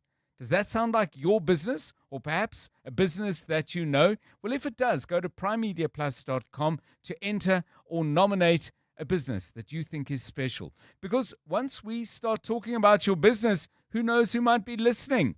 Who knows how much further it could go? The 702 MTN Small Business Awards. Let's talk shop. T's and C's apply. EWN Business. Stephen Curtis, a very good afternoon to you. So no change to the repo rate, but the market's got plenty of churn. Yeah, absolutely, John. Good afternoon. I mean, it's really just because of higher oil prices we didn't get an interest rate cut. And the problem also, of course, of making predictions. The governor, Tshwane, saying they did do some scenario planning, 2 different scenarios with oil prices at different levels for different periods. Both of those scenarios see interest rates, at least one interest rate hike through the year. But, John, it's all about what Trump does. There's so many different variables, and they also describe this as a kganyago. The current policy stance is moderately restrictive. In other words, not really helping the economy, but just a little bit, if you see what I mean. The all share down 1.47% on the day, mainly because of events outside our control. The JSE at 112,627 points. Financials down 1.2. Industrials down 0.97. Resources down nearly 2.5. Gold is weaker. Platinum too. And then that's all because Brent is up by about $106 a barrel at the moment. So Implats, Valterra, Sibanye, Northam, all of them down by over 2.5%. Implats down by nearly 5%. Mr. Price down by 3.32%. And MTN, which have done okay over the last few years, last few days, they're down 2.39%. HCI up 4.9%. Tungela up 3.41% after a difficult week for them. And ShopRite also up 3%. Sasol also doing nicely. SPAR's up 1.44%, while ShopRite's up 3.11%. Boxer also doing quite nicely today. They're up 1.5%. Optasia, the fintech company, their share price up 2.37% after First Rand said they'll spend another 1.5 billion rand on buying shares in Optasia. It now holds around 26% of the company, hedging its bets in fintech. And then Woolworths confirming their incoming CEO, Sam Ngumeni, he'll get almost 1 million shares that are worth over 50 million rand if, John, it's a massive if he's able to ensure they have what's called robust outperformance over the next 5 years. Basically, the Woolies share price has to be past 100 Rand by June 2031, and adjusted headline earnings per share have to grow by 15% a year for him to get that money. So, I mean, it's a big ask, but 50 million Rand, that's quite an incentive. In the US, still hopes of de-escalation in the Middle East, but still markets not really sure where to go, frankly. The Dow Jones is up 0.05, the Nasdaq is down 0.69, the S&P 500 is down 0.46. The gold price, $4,446.72. The platinum, $1,869.20. Brent crude, $106.18 a barrel. The rand to the dollar, 17.01 now. To the euro, 1964. To the British pound, 22.74. Stephen Curtis, EWN Business. Thanks, Stephen. 28 minutes now to 5 o'clock. Stephen back with us at around 26 minutes past 5 o'clock. And, of course, he brings you the Money Show between 6 and 8. Lots of good stuff lined up for that. I'm sure we'll get a sneak peek of all the future attractions on the Money Show later on 7:02. Right now, though, let's get the very latest eyewitness news. Here is Mongezi Koko. Thanks, Ndata John. A very good afternoon. Parliament's recently established Committee on the Presidency says it will start its work with a strategic workshop to better understand the workings of the presidency. After years of lobbying from opposition parties, the committee was finally formed earlier this month after 2 attempts to elect a chairperson. During a brief planning meeting yesterday, Chairperson Doris Mpapane said a lot of work is happening behind the scenes to ensure the proper working of the committee. Lindsay Dentlinger has more. Never before has the Director General of the Presidency, unlike other state departments, reported directly to a parliamentary oversight committee. Other than quarterly question time in the two houses or through written replies, a president or his deputy has never answered to a committee either. Presidency Committee Chairperson, the ANC's Doris Mpapane, says it's necessary for MPs to be properly informed about the workings of the presidency before tackling their oversight responsibilities. We know nothing about the presidency, so it will assist us to have a better understanding and also assist us after the strat plan to come up with a program of the committee for the year. The 16-member committee, comprising members from the major political parties and alternates from smaller parties, is set to map out the agenda for their work at a strategic workshop to be held in Johannesburg in early April. Lindsay Dentlinger, Eyewitness News, Parliament. Calls for the suspension of Tshwane Deputy Mayor Eugene Modise are mounting as opposition parties question the city's failure to discipline him following corruption allegations. About 5 months ago, an independent forensic investigation found Modise unethically benefited from a company currently doing business with the Metro. However, Modise previously owned the company in question and claims he sold it just moments before he became a councillor in Tshwane. The same company is among 22 others that scored an alleged irregular 2.9 billion billion rand security tender in 2022, which recently came under scrutiny at the Madlanga Commission of Inquiry. Alfara Tshwane has more. The 2.9 billion rand security tender was awarded to multiple companies to provide security services for some of the city's properties and assets. However, the tender was flagged as irregular twice before it was issued, but the companies involved took the city to court. One of the 22 companies that was awarded the tender is Triotic Protection Services, which Tshwane Deputy Mayor and Finance MMC Eugene Modise resigned from and claims to have sold. DA mayoral candidate Celia Brink says Modise must be given the boot. Can we please have an explanation from the mayor why Eugene Modise, against whom there are serious allegations that he is benefiting from tenders in Tshwane? However, Modise says he's done nothing wrong and claims he wasn't part of the alleged tender rigging. Alfa Ramshwana, Eyewitness News in Tshwane. The National Consumer Commission has announced a recall of certain Ford Transit and Transit Tourneo vehicles. The recall affects 582 cars from the 2022 to 2026 model range, which was sold nationwide between 2021 and 2025. The Commission says the issues relate to a faulty battery that may produce a strong acidic smell, a hissing sound, or even visible gas emissions inside the vehicle. In some instances, parts of the vehicle may also feel unusually warm. Now, the supplier says the fault could result in the release of hydrogen sulfide, which may pose health risks if occupants are exposed for over a prolonged period. Prudence Moila is the head of complaints at the NCC. Owners and drivers of the affected vehicles are urged to take their vehicles to the nearest authorized dealership for the necessary repairs. The necessary repairs will be carried out at no cost to the consumers. And in the Western Cape, a Lavender Hill resident has spoken of living in fear after being terrorized by gangs in the area. Today, the Steenberg Police Station, which oversees the gang-ravaged area, held an imbizo as part of ongoing efforts to curb gangsterism in the community. The latest crime statistics show Lavender Hill is listed among 13 areas contributing to the highest number of gang-related murders in the country. Carlo Peterson is there. A Lavender Hill mother who asked not to be named says gangs in her neighborhood have the entire community gripped in fear. She says residents have to lock their doors and stay indoors from as early as 6 p.m. daily. They knock on your door, pause 1, pause 3. If you have cars, they want to take your car to go in. Or you must take them to go shoot somewhere or transport this one to that side. And you can't say no. She says young people fear walking around in the area. Our teenagers, they have no freedom at all. None. They can't go nowhere. She says residents have also lost faith in police, who they believe are in cahoots with gangs in the area. Carlo Peterson, Eyewitness News. A partly cloudy Friday in store for Gauteng tomorrow, with afternoon showers and thundershowers expected. Expect lows of between 15 and 18 degrees, with highs of between 27 and 29. Irene, Pretoria expect about a 20-minute delay on the main road approaching the Maypurse Drive, Centurion, bumper-to-bumper traffic, N1 northbound from the N14 to the R21 Flying Saucer interchange, and in the Pretoria CBD, traffic sluggish on Johannes Ramakwasi as well as Bloot Street between Nelson Mandela and Sophie de Bruyn. The top story in EWN, Parliament's recently established Committee on the Presidency says it will start its work with a strategic workshop to better understand the workings of the presidency.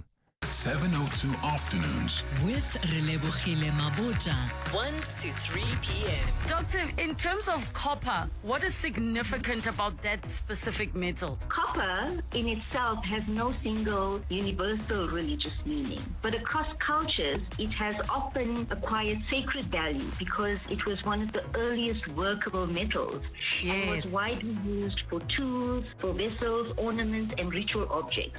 So in that sense, its significance is historical and material before it is symbolic. 702 Afternoons with Relebogile Maboja. Let's walk the talk. Small business owners speak a language of their own, and it's a language MTN Business and 702 understand very well. That's why we're celebrating SMEs who walk that entrepreneurial talk in the 702 MTN Small Business Awards. From the townships to the suburbs and everywhere in between, small businesses are proving that big things can grow from bold ideas. And if that sounds like your business or one you know, go to primemediaplus.com to enter or nominate that business. Because once we start talking about your business, who knows how much further it could go? Who knows who could be listening? The 702 MTN Small Business Awards. Let's talk shop. T's and C's apply. For Olwethu Nxumalo of Ozide Rentals and Custom Dressmaking, every stitch is a story. What's your Telkom business chapter? What made Telkom business stand out from all the rest was how fast everything was. And with voice calling and fiber from Telkom Business, she stitches together inquiries and sources fabric online without dropping a thread. Get unlimited VoIP 1 from 99 Rand per month and Stream Connect Fiber from 399 Rand per month. Call 10213 or click telkom.co.za. T's and C's apply. Telkom Business. Possible begins here. What do you consider amazing? At Lexus, we believe it's experiencing next, now. The Lexus NX elevates every journey with confident sophistication. Built for ambitious drivers, modern lifestyles, and families with tomorrow in mind. From its striking design to its efficient hybrid performance, this premium SUV delivers what's next, today. Book a test drive at your nearest Lexus dealership, because next is now. Lexus. Experience amazing. T's and C's apply. Smart Steve from Momentum. Hello. Stevie, it's Clinton Myers, the Minister of National Treasures. Mr. Minister, how can Momentum Insure help you? This economy is not helping with the cost of my gusheshe, my tires, man. Just get Momentum Insure's safety returns and get up to 30% cash back, even if you claim. Is it true? Stru's Bob, Mr. Minister. Visit momentum.co.za or call 0860 006 784. Momentum Insure, keeping you safe on your journey to success. Momentum Insure is an authorized non-life insurer. T's and C's apply. 702. WhatsApp John on 072 702 1702. Hi, with regard to the lady suing Meta for her problems psychologically, did she sue her parents as well? What was her parents' role in her getting addicted and having psychological problems? They are after all the ones who bought the devices and who allowed her screen time and who allowed her time online. What about the other people who in her life who saw what was happening and didn't do anything? Her herself must have had some sort of control over herself. So why is she blaming other people but not those in her direct circle? Hi, John Rolf here in Boksburg. I think when it comes to the police commissioner, I think they have to go on special training, and they have to be competent. Because for them to commit such lousy, flimsy crimes and get caught, they should know that they have systems for catching people doing stuff like that. And that should be their deterrence, in other words. Shivas here in Boksburg. Hi, John. Lecture here. Good afternoon to you. Just want to inform you there's no diesel in Mayton, any of the engine garages or BP garages. On the R59, the engine garage at the blockhouse, you can only get 30 liters of diesel. It's scary. Thank you. Bye. Yeah, thanks for that update. This diesel situation is getting extremely worrying. And I'm just wondering, does anyone know what proportion of our national trucking fleet runs on diesel? People who are in the trucking business or logistics of some kind, maybe you move lots of goods up and down. But there's the obvious problem for individuals who drive diesel cars. But if this is going to choke off our transport networks, and don't forget the Easter weekend is coming, so their buses, people are going to want to travel. There's the massive movement up north for members of the ZCC going to Moria, but that's just one small part of it. So diesel, a big problem taking shape. If you've got some insights on that truck question, please do get in touch and just tip us off on that.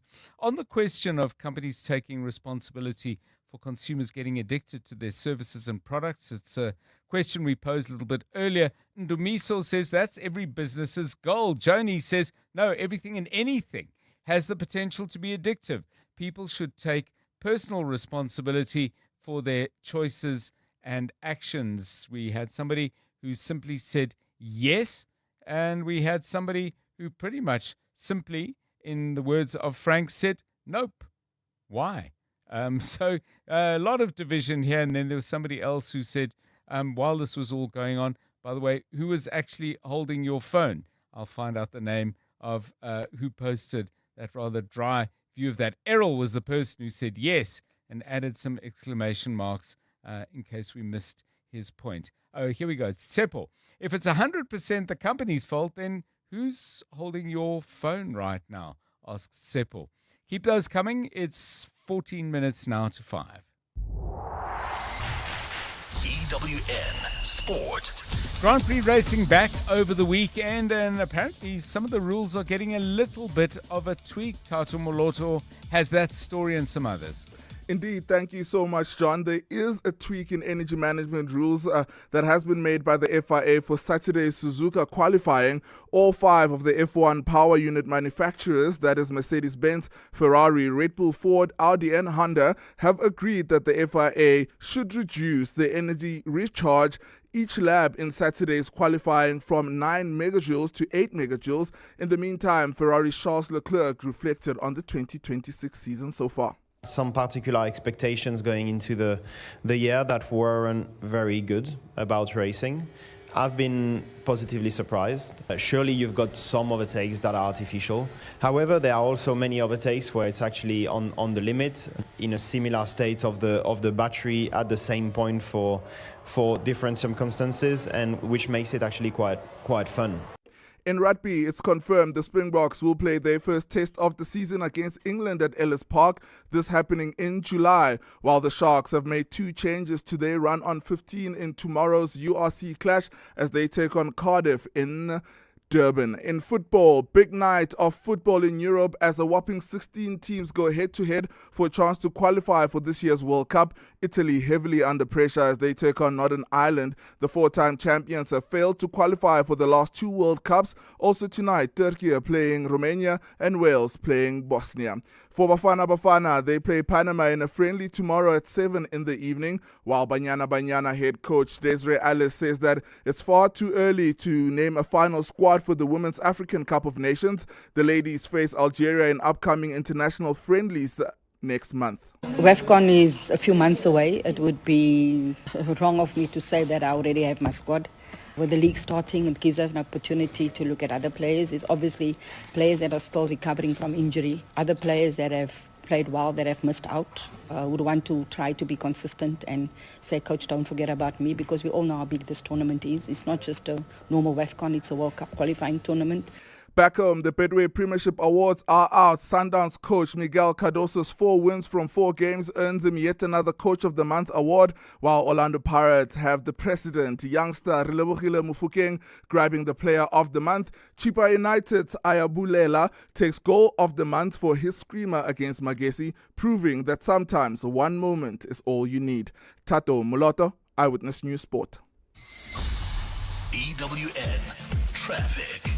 EWN Traffic is brought to you by Outsurance. SMS out to 45142 now, and you could save on car insurance. If you don't, ask them for 500 Rand. Karabo Chali, some delays in Irene. What's happening there? Yeah, you can expect about a 20-minute delay. Irene, this is on Main Road approaching Nel Maypierce in Centurion. We still have bumper traffic on the N1 northbound from the N14 all the way to the R21 Flying Saucer Interchange, Dobsonville. Also expect about a 20-minute delay on Elias Motsoaledi between Tsepotemba and Goma Road. The Roodepoort traffic heavily backed up on Randfontein Road between Miles-Stocker and Adcock. Still in Roodepoort, traffic pressure on Deckers. This is between Barry Hertog and Sonop. Santon, expect some delays leaving the area, heading towards the M1. This is on Catherine Street between Rivonia Road and Greyston. And still in Santon, heading towards Midrand. There's slow-moving traffic on the M1 northbound. This is between Killarney Benz and the Between to Change. If you come across any other traffic issues, kindly WhatsApp us on 072-702-1702. There's more EWN on air, online, and on the EWN app. The Outsurance pointsmen know that every car on the road carries a story. Like the lady on her way to work, listening to a love song on the radio. She's recreating the music video in her mind with herself as the leading lady. The Outsurance pointsmen know it's not just a car in traffic, it's a concert on the move. Every story is different and every story matters. That's why the Outsurance pointsmen have been doing what they do since 2005 in proud partnership with 702. Outsurance is a licensed insurer and FSP. Stay with 702 Afternoon Drive with John Perlman. Brought to you by Telkom Business. Possible begins here. You're with John Perlman on 702. So a little bit earlier, you may have heard the news bulletin there with Mongezi Koko pointing out, or letting us know rather, that France, under pressure from the United States, has revoked an invitation that was extended to President Cyril Ramaphosa, not the first time, by the way, that we've been invited to attend the G7 summit. It's taking place in France in June in the town of Evian, which, prompts all sorts of questions about water under the bridge and that sort of thing. But anyway, the United States has said that they don't want South Africa to attend, and they, by all accounts, said this a number of times. They went on and on about it, and then eventually France decided that they're going to withdraw the invitation, according to presidency spokesperson Vincent Magwenya. It included a threat by the US to boycott the summit should South Africa be there, and this was conveyed to South Africa by France's ambassador to Pretoria, David Martineau, and the South Africa has accepted that. This is from Vincent Magwenya again. We've accepted the French decision and appreciate the pressure they've been subjected to. There's no need for us to seek further clarification. And a concluding thought, their decision will have no bearing on the close nature of our bilateral relationship. So I'm very interested to know really what people think. I mean, do you think that there are times and moments for governments, and maybe you want to extend it to your own life and decisions that you've made either in work or in family relationships, where there's some days where you say, can't win this battle, not going to fight this battle, I'm going to step back, and we move on. We live to fight another day. So, I mean, Karabo Charlie, first of all, as a citizen, do you wish the government was a little bit more irate and angry, or do you actually get it? Listen, there's no winning this particular battle. We walk away, and in general, I mean, are you the live to fight another day guy? If I'm not invited, it's fine. I'll move on with my life. But this is not a party we're talking about. This is a serious economical, political forum that we need to attend, so that we are on the same page with the rest of the world. And it's unfortunate that we can't be invited. And this, with Trump's bullying tendencies and France now also allowing to be bullied like this, it sets a precedent. Well, what's going to happen in the next G7? Is Trump going to be like, I don't know who's hosting it the next time, but what if Trump also bullies them and pressures them not to invite us? Is this going to be a continuous thing that we're never going to be invited until Trump unless Trump is still the president, which is worrying, actually. Yeah, and you raise a very important point, actually. When these things kind of happen, there is a school of thought that says, actually, no, at a certain point you have to draw the line, because you get pushed by bullies and they will think to themselves, okay, well, that went well. Why don't I do it again? How about you, Tato? Live to fight another day guy, or stand your ground at certain points? And what would you have wanted either South Africa or France to have done here? I think it would have been a nice to have for South Africa to go, but I also do believe that not all battles need to be fought, and sometimes being invited into a room means you'll have a certain level or a position of power. If you force your way into the room, they're going to make life extra difficult for you. And I do believe that, in Dr. John, as a human, the biggest superpower you can have is discernment, knowing when to go and knowing when you are not wanted. And if you can get that right, I think you can go far. Whose song was it? Should I stay or should I go? I think it was The Clash.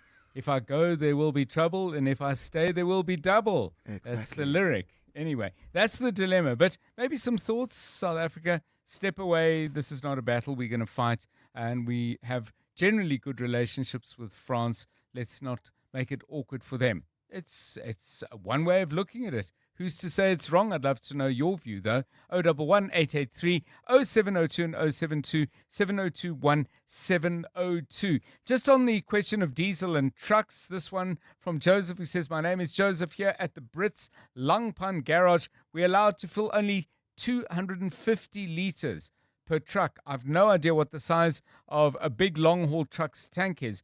250 litres doesn't sound as if it's going to get you all of that far. And Anonymous here says on the issue of the diesel, some suppliers are holding back in anticipation of price increases next week. Some consignments are delayed at the Gulf. Of course, the price increase is discretionary, so they can raise it right now if they want to. I think they're running out. It's 4 minutes to 5. Drive home with John Perlman on 702. Let's walk the talk.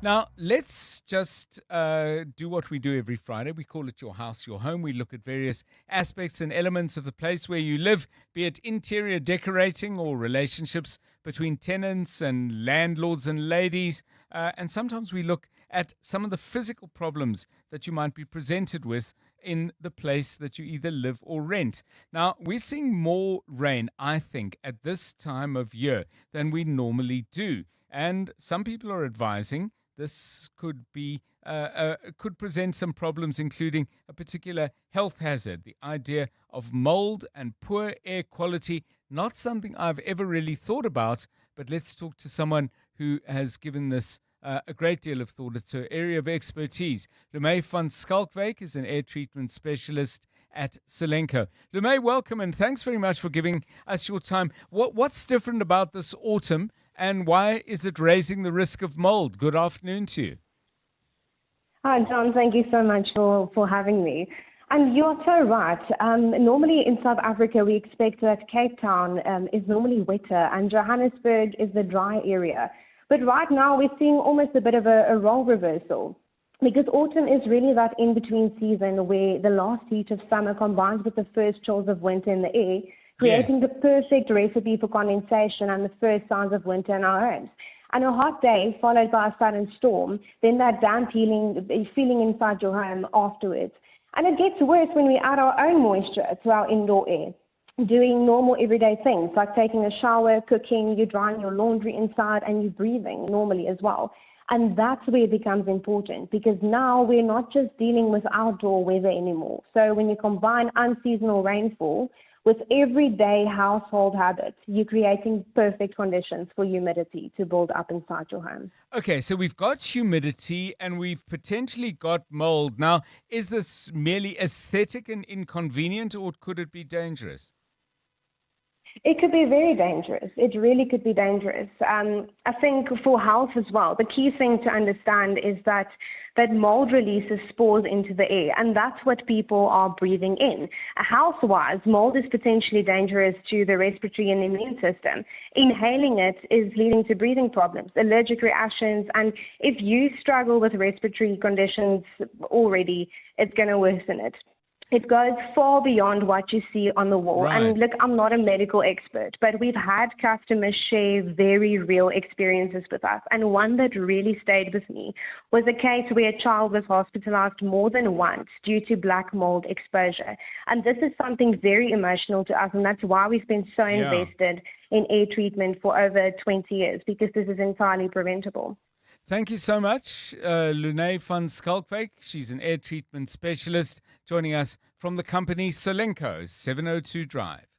In the last 24 hours, this is what's happened in your world. Acting Police Minister Feroz Kachalia has confirmed he has spoken briefly with the President over the matter involving National Police Commissioner Fani Masemola. Kachalia says the meeting with President Cyril Ramaphosa took place yesterday. It came after Masemola was served with a summons to appear in court next month. We discussed quite briefly some of the options, and he then instructed me I'm going to present to him in writing some reflections on how we should respond to the events yesterday. But of course, this will be the President's decision.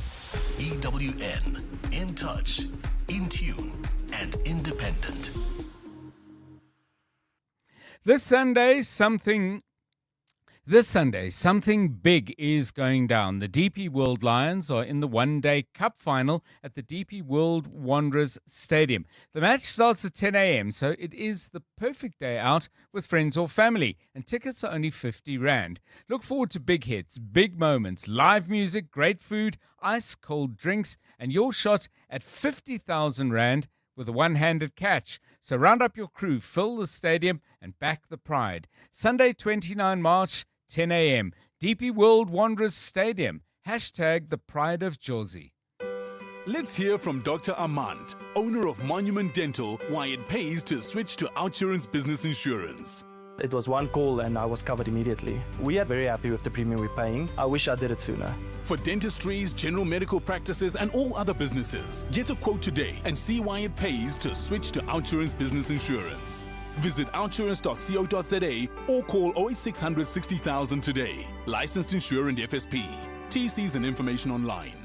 This Easter, it's time to do it proper. Join us at Chamberlain's superb Easter savings from the 19th of March to the 6th of April. We have everything you need to make your spot lekker. Grab the Tenco camping chair for just 449 Rand. That's camping, done proper. Light the fire with the right gear. That's braai, done proper. And give your home a glow up with 10% off paint mixing on Chamber Value and Finest 1983 paints. That's DIY, done proper. One store, one stop, one proper setup. Chamberlain, famous for hardware since 1903. You're now listening to 702 Afternoon Drive with John Perlman. Brought to you by Telkom Business. Possible begins here. This is EWN. ANC in the Eastern Cape to appeal court interdict over conference, and Ramaphosa disinvited from G7. A very good afternoon. Monkey Zikoko. Eastern Cape Premier and ANC Chairperson Oscar Mabuyane says the party will appeal a court decision to interdict its provincial conference. The party says it will implement the court order which calls for the resolution of disputes over branches. Mabuyane is briefing members of the media Kugompo this afternoon, formerly East London, saying the wheels are already in motion for the conference with registration already underway. Mabuyane is running for a third term as provincial leader and will lock horns with former ally, Provincial Secretary Lulama Ngugatobi.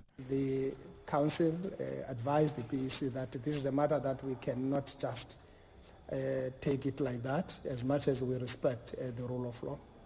So we are continuing within those legal parameters to ensure that we exhaust that particular process. Hence the appeal that has been lodged. It has already been lodged, that appeal. So now we've got an effective appeal that has been done. In the capital, Mayor Nasiphi Moya has denied claims that she's protecting her corruption-accused deputy Eugene Modise from facing the music. A 2.9 billion rand security tender awarded to 22 companies, including one linked to Modise, was recently flagged as irregular at the Matlanga Commission of Inquiry. While Modise claims he resigned from the company before becoming a councillor, an independent forensic investigation found he still benefits from the business. At a media briefing today, Moya responded to revelations of tender rigging in the city, which were revealed at the commission. Alfara Mshwana has more. Before the 2.9 billion rand tender was awarded, two separate bid evaluation committees had already flagged it as irregular and recommended that it be scrapped. The committees found the bidding documents to be questionable and found that key paperwork had been removed from the batch. Despite this confirmation of irregularities, a forensic report later found that Deputy Mayor Eugene Modise continued to benefit from one of the companies that scored the tender. When asked why Modise has not been suspended, Tshwane Mayor Nasiphi Moya emphasized that the City Council is still dealing with the matter. When the issue came up, we ordered an investigation. That investigation went to council. An ad hoc committee was established. And now what we are waiting for is then the direction of the Speaker in terms of how we're going to process the report. The investigation found that Modise has a case to answer. Alpha Ramshwana, Eyewitness News in Tshwane. Reserve Bank Governor Lesetja Kganyago has signaled that interest rate cuts will be delayed on the back of intensifying global risks. The bank left interest rates unchanged, citing concerns of higher inflation. This as higher oil prices are expected to push headline inflation. Kganyago says the bank's cautious approach is justified as it led to a lower CPI. Dimakazo Leshoro has that story. The bank has been criticized by some economists for being too restrictive in its inflation policy setting. Lesetja Kganyago says the approach of the Monetary Policy Committee, which sets interest rates, has proven prudent given global economic shocks that pose upside risks to inflation. Before the Middle East war, headline inflation was contained at 3%, the ideal rate where the SAP wants to see inflation. But this is changing. The MPC sees inflation rising to 4%, with fuel inflation driving prices. This afternoon, the price for Brent crude oil was hovering around $107 per barrel. Kganyago says the MPC has looked at two scenarios when deciding on rates today. One, the war continues for a shorter time, and the second, it goes on for longer. Both, he says, are more adverse than the MPC's baseline. Dimakazo Leshoro, Eyewitness News. The Pietermaritzburg High Court has reversed a decision to dissolve the Ingonyama Trust. Last week, the Department of Land Reform and Rural Development announced changes to the board following the resignation of two members. That decision was welcomed by the Zulu monarch, King Misuzulu, who was concerned by the minimal involvement of traditional leaders in pushing for changes. The board collects millions in revenue through leases. Nhlanhla Mabaso reports. Last week, Land Reform and Rural Development Minister Tshwane Lenyonso appointed an administrator to run daily affairs of the Ingonyama Trust board. At the time, the minister cited the additional resignation of members of the board as a concern and that its operations were unsustainable. The dissolution was also welcomed by the provincial government, but the matter was legally challenged by the leadership of the board and its remaining members. The Pietermaritzburg High Court has now overturned the decision, ruling in favor of the Ingonyama Trust board. It's ordered that both minister and the Zulu monarch must not interfere with the board. Nhlanhla Mabaso, Eyewitness News. And the presidency has confirmed that France has retracted its invitation to South Africa to attend the Group of 7 Political and Economic Forum due to be held in June.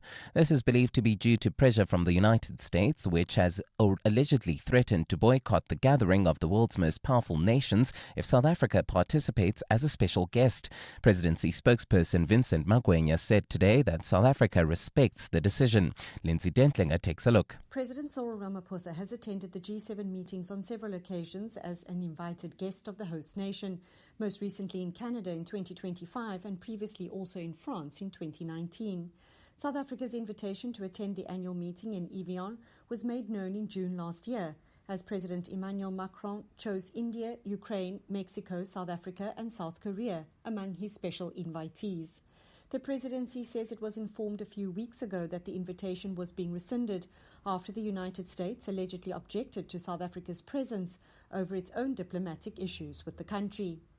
The French embassy is yet to confirm disinviting South Africa to the G7 for these reasons. Meanwhile, the US's new ambassador to South Africa, Leo Bozell, was recently demarched by the Department of International Relations over comments he made about South Africa's judicial system during his first public engagements in the country. As the host of the G20, the US has also blocked South Africa from attending this year's meetings. Lindsay Dentlinger, Eyewitness News. Gold is trading at $4,445.68 an ounce. The rand is at 17 to the dollar, 22.74 to the pound, 19.64 to the euro. Brent crude oil is at $102.22 a barrel. Traffic heavily backed up in Mamelodi. This is on Stormful Road between Watlu and Jan Kotsia in Dobsonville. You can still expect about a 30-minute delay in Elias Mutwaleri between Tshwane Hospital and Koma Road. And in the Joburg CBD, you can expect about a 30-minute delay M1 South from Killarney Bend to the Crown Interchange. In your auto sports, Bradley Davis returns to the Sharks' starting 15 for their URC clash with Cardiff tomorrow in Durban, while 16 teams fight for 4 spots in the FIFA World Cup qualifiers. That gets underway tonight at 7. Also, the Betway Premiership Awards are out and coach Miguel Cardoso makes it 2 in a row. A partly cloudy Friday in store for Gauteng tomorrow, with afternoon showers and thundershowers expected. Johannesburg drops to an overnight low of 17 degrees, peaking at a high of 27. Pretoria 18 and 29. Vereniging drops to 15, reaching a high of 27 degrees. The top story in EWN this hour, Eastern Cape Premier and ANC chairperson Oscar Mabuyane says the party will appeal a court decision to interdict its provincial conference. EWN, in touch, in tune, and independent. For the latest, visit ewn.co.za or download the EWN app. 702. Drive home with John Perlman. John Perlman, 3 to 6 p.m. On 92.7 and 106 FM. Let's walk the talk. 702 Drive, thanks for spending time with us. It's great to have you. If you've just joined us, great to have you. If you joined us much earlier, anything you might have missed, by the way, and I'll go through at some point some of the really interesting interviews we've had over the course of the show. But in general, if you go to primemediaplus.com, you can pick up absolutely anything that has been on 702, not just today, but over the last few days, weeks and months. So always a good website to visit. You may hear us referring to a particularly good interview either we had or perhaps something Clement or Mandy or Bongani did. You can always go to Prime Media Plus and take a listen there. Coming up in the next half an hour or so, we're going to be joined by the Auditor General, Tsakani Maluleke, today releasing details that, perhaps you wish you didn't know about, but I think you do know about them because we live with the consequences of the poor management of South Africa's money. National and provincial audit outcomes for 2024-2025. In other words, the 2025 financial year. It doesn't make for particular pretty reading. It is, as I often say, shocking but not surprising because we've seen this before. The Auditor General, her take on some of the key issues and how we might start making at some point some headway on this. We look forward to hearing her thoughts. That's in a moment. Stephen Curtis with all the market news, particularly in the light of the Monetary Policy Committee's decision that there's going to be no change to the interest rates. And we continue to get your comments. France withdrawing South Africa's invitation to the G7. South Africa indicating they understand the United States said they would boycott if South Africa took part. And there appears to be a fairly relaxed response to it in Pretoria. But maybe you have a different view. If you do, 072 702 1702. Let's take you out onto the roads. EWN Traffic. This EWN Traffic is brought to you by South African Airways. See just how far you can go with them. Book at flysaa.com. Do it right now. Let's hear from Karabo Chale about the latest difficulties on a day where there's been some rain, I think. Yeah, in Mamelodi at this stage, traffic heavily backed up on Stormfall Road between Watlu and Jan Kotia. Irene, you can still expect about a 20-minute delay. On Main Road approaching Nelmay Pierce Drive, Centurion, bumper-to-bumper traffic. This is on the N1 northbound from the N14 to the R21 Flying Saucer interchange. If you're traveling towards El Dorado Park, you can expect some delays. This is on the N12 westbound between the N1 split and the Golden Highway. Also in Dobsonville, expect about a 30-minute delay.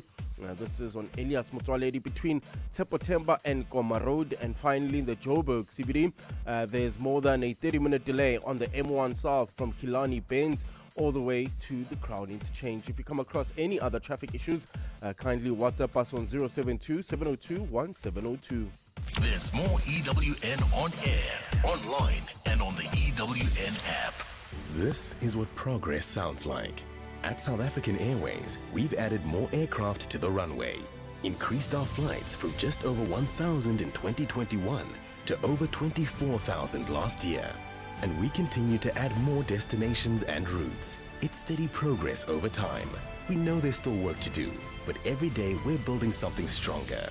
An airline that shares the resilience of the country it carries. South African Airways. Book your next flight at flysaa.com today.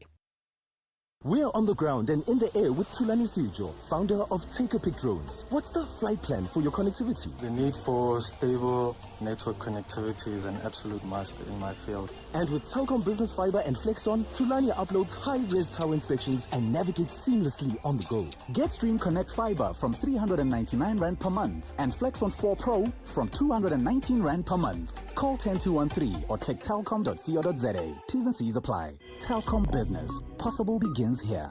Can you shoot to the top? Hollywood Bets invites you to jump in for an adrenaline-pumping spinning adventure with the Spinner Zonke Tournament of Champions. You stand a chance to win a share of an epic 500,000 Rand in cash in a thrilling battle for riches. Rise to the challenge and bet 2 Rand or more on selected slots to climb the leaderboard. Ready to go for gold? Your action adventure starts here. Bet now. T's and C's apply. Hollywood Sportsbook is a licensed betting operator. No persons under the age of 18 years are permitted to gamble. Winners know when to stop. South African Responsible Gambling Foundation toll-free counseling line 0800 006 008 or WhatsApp help to 076 675 0710. Get ready for bigger and better savings at Dis-Chem. We're bringing you more value and more reasons to shop. Swipe your Better Rewards card and save 320 Rand on Biogen Premium Iso Whey Protein, now just 824 Rand 39. And get Vicks Extra Strong Cough Syrup 100ml for only 71 Rand 99. Save 28 Rand. Look out for the Better Rewards icon to shop Better Rewards brands. Offers valid until 12 April. Only at Dis-Chem. Better health starts here. When you're running a small business, you need someone who speaks your language, who understands when you talk innovation, growth, scaling. Someone like MTN Business and 702. The 702 MTN Small Business Awards, from the townships to the suburbs and everywhere in between. We want to talk about you and your business. Go to primemediaplus.com to enter your business or nominate one you know. Because once we start talking about where you are now, you'll be well on your way to reaching your next. The 702 MTN Small Business Awards. Let's talk shop. T's, C's and more on primemediaplus.com. Driving the conversation on 702 Afternoon Drive with John Perlman. Powered by Telcom Business. Possible begins here. You're with John Perlman on 702. Let's walk the talk. 702 Drive, it's 17 minutes past 5. The document and the process that produces it has a fairly neutral title, National and Provincial Audit Outcomes 2024 to 2025. That rather prosaic title certainly belies the importance and significance of the information contained in those reports generated by literally thousands of hours, evaluating the way in which money is spent in our state-owned enterprises and our provincial and national government departments. This statistic perhaps sums it all up. 88% of the money spent by national and provincial government and these SOEs is under the control of departments and entities that cannot get clean audits. That's a lot of money. That's a lot of problems. Let's talk about both and welcome to the show, Tsakani Maluleke, our Auditor General. AG, welcome and thanks very much for giving us your time today.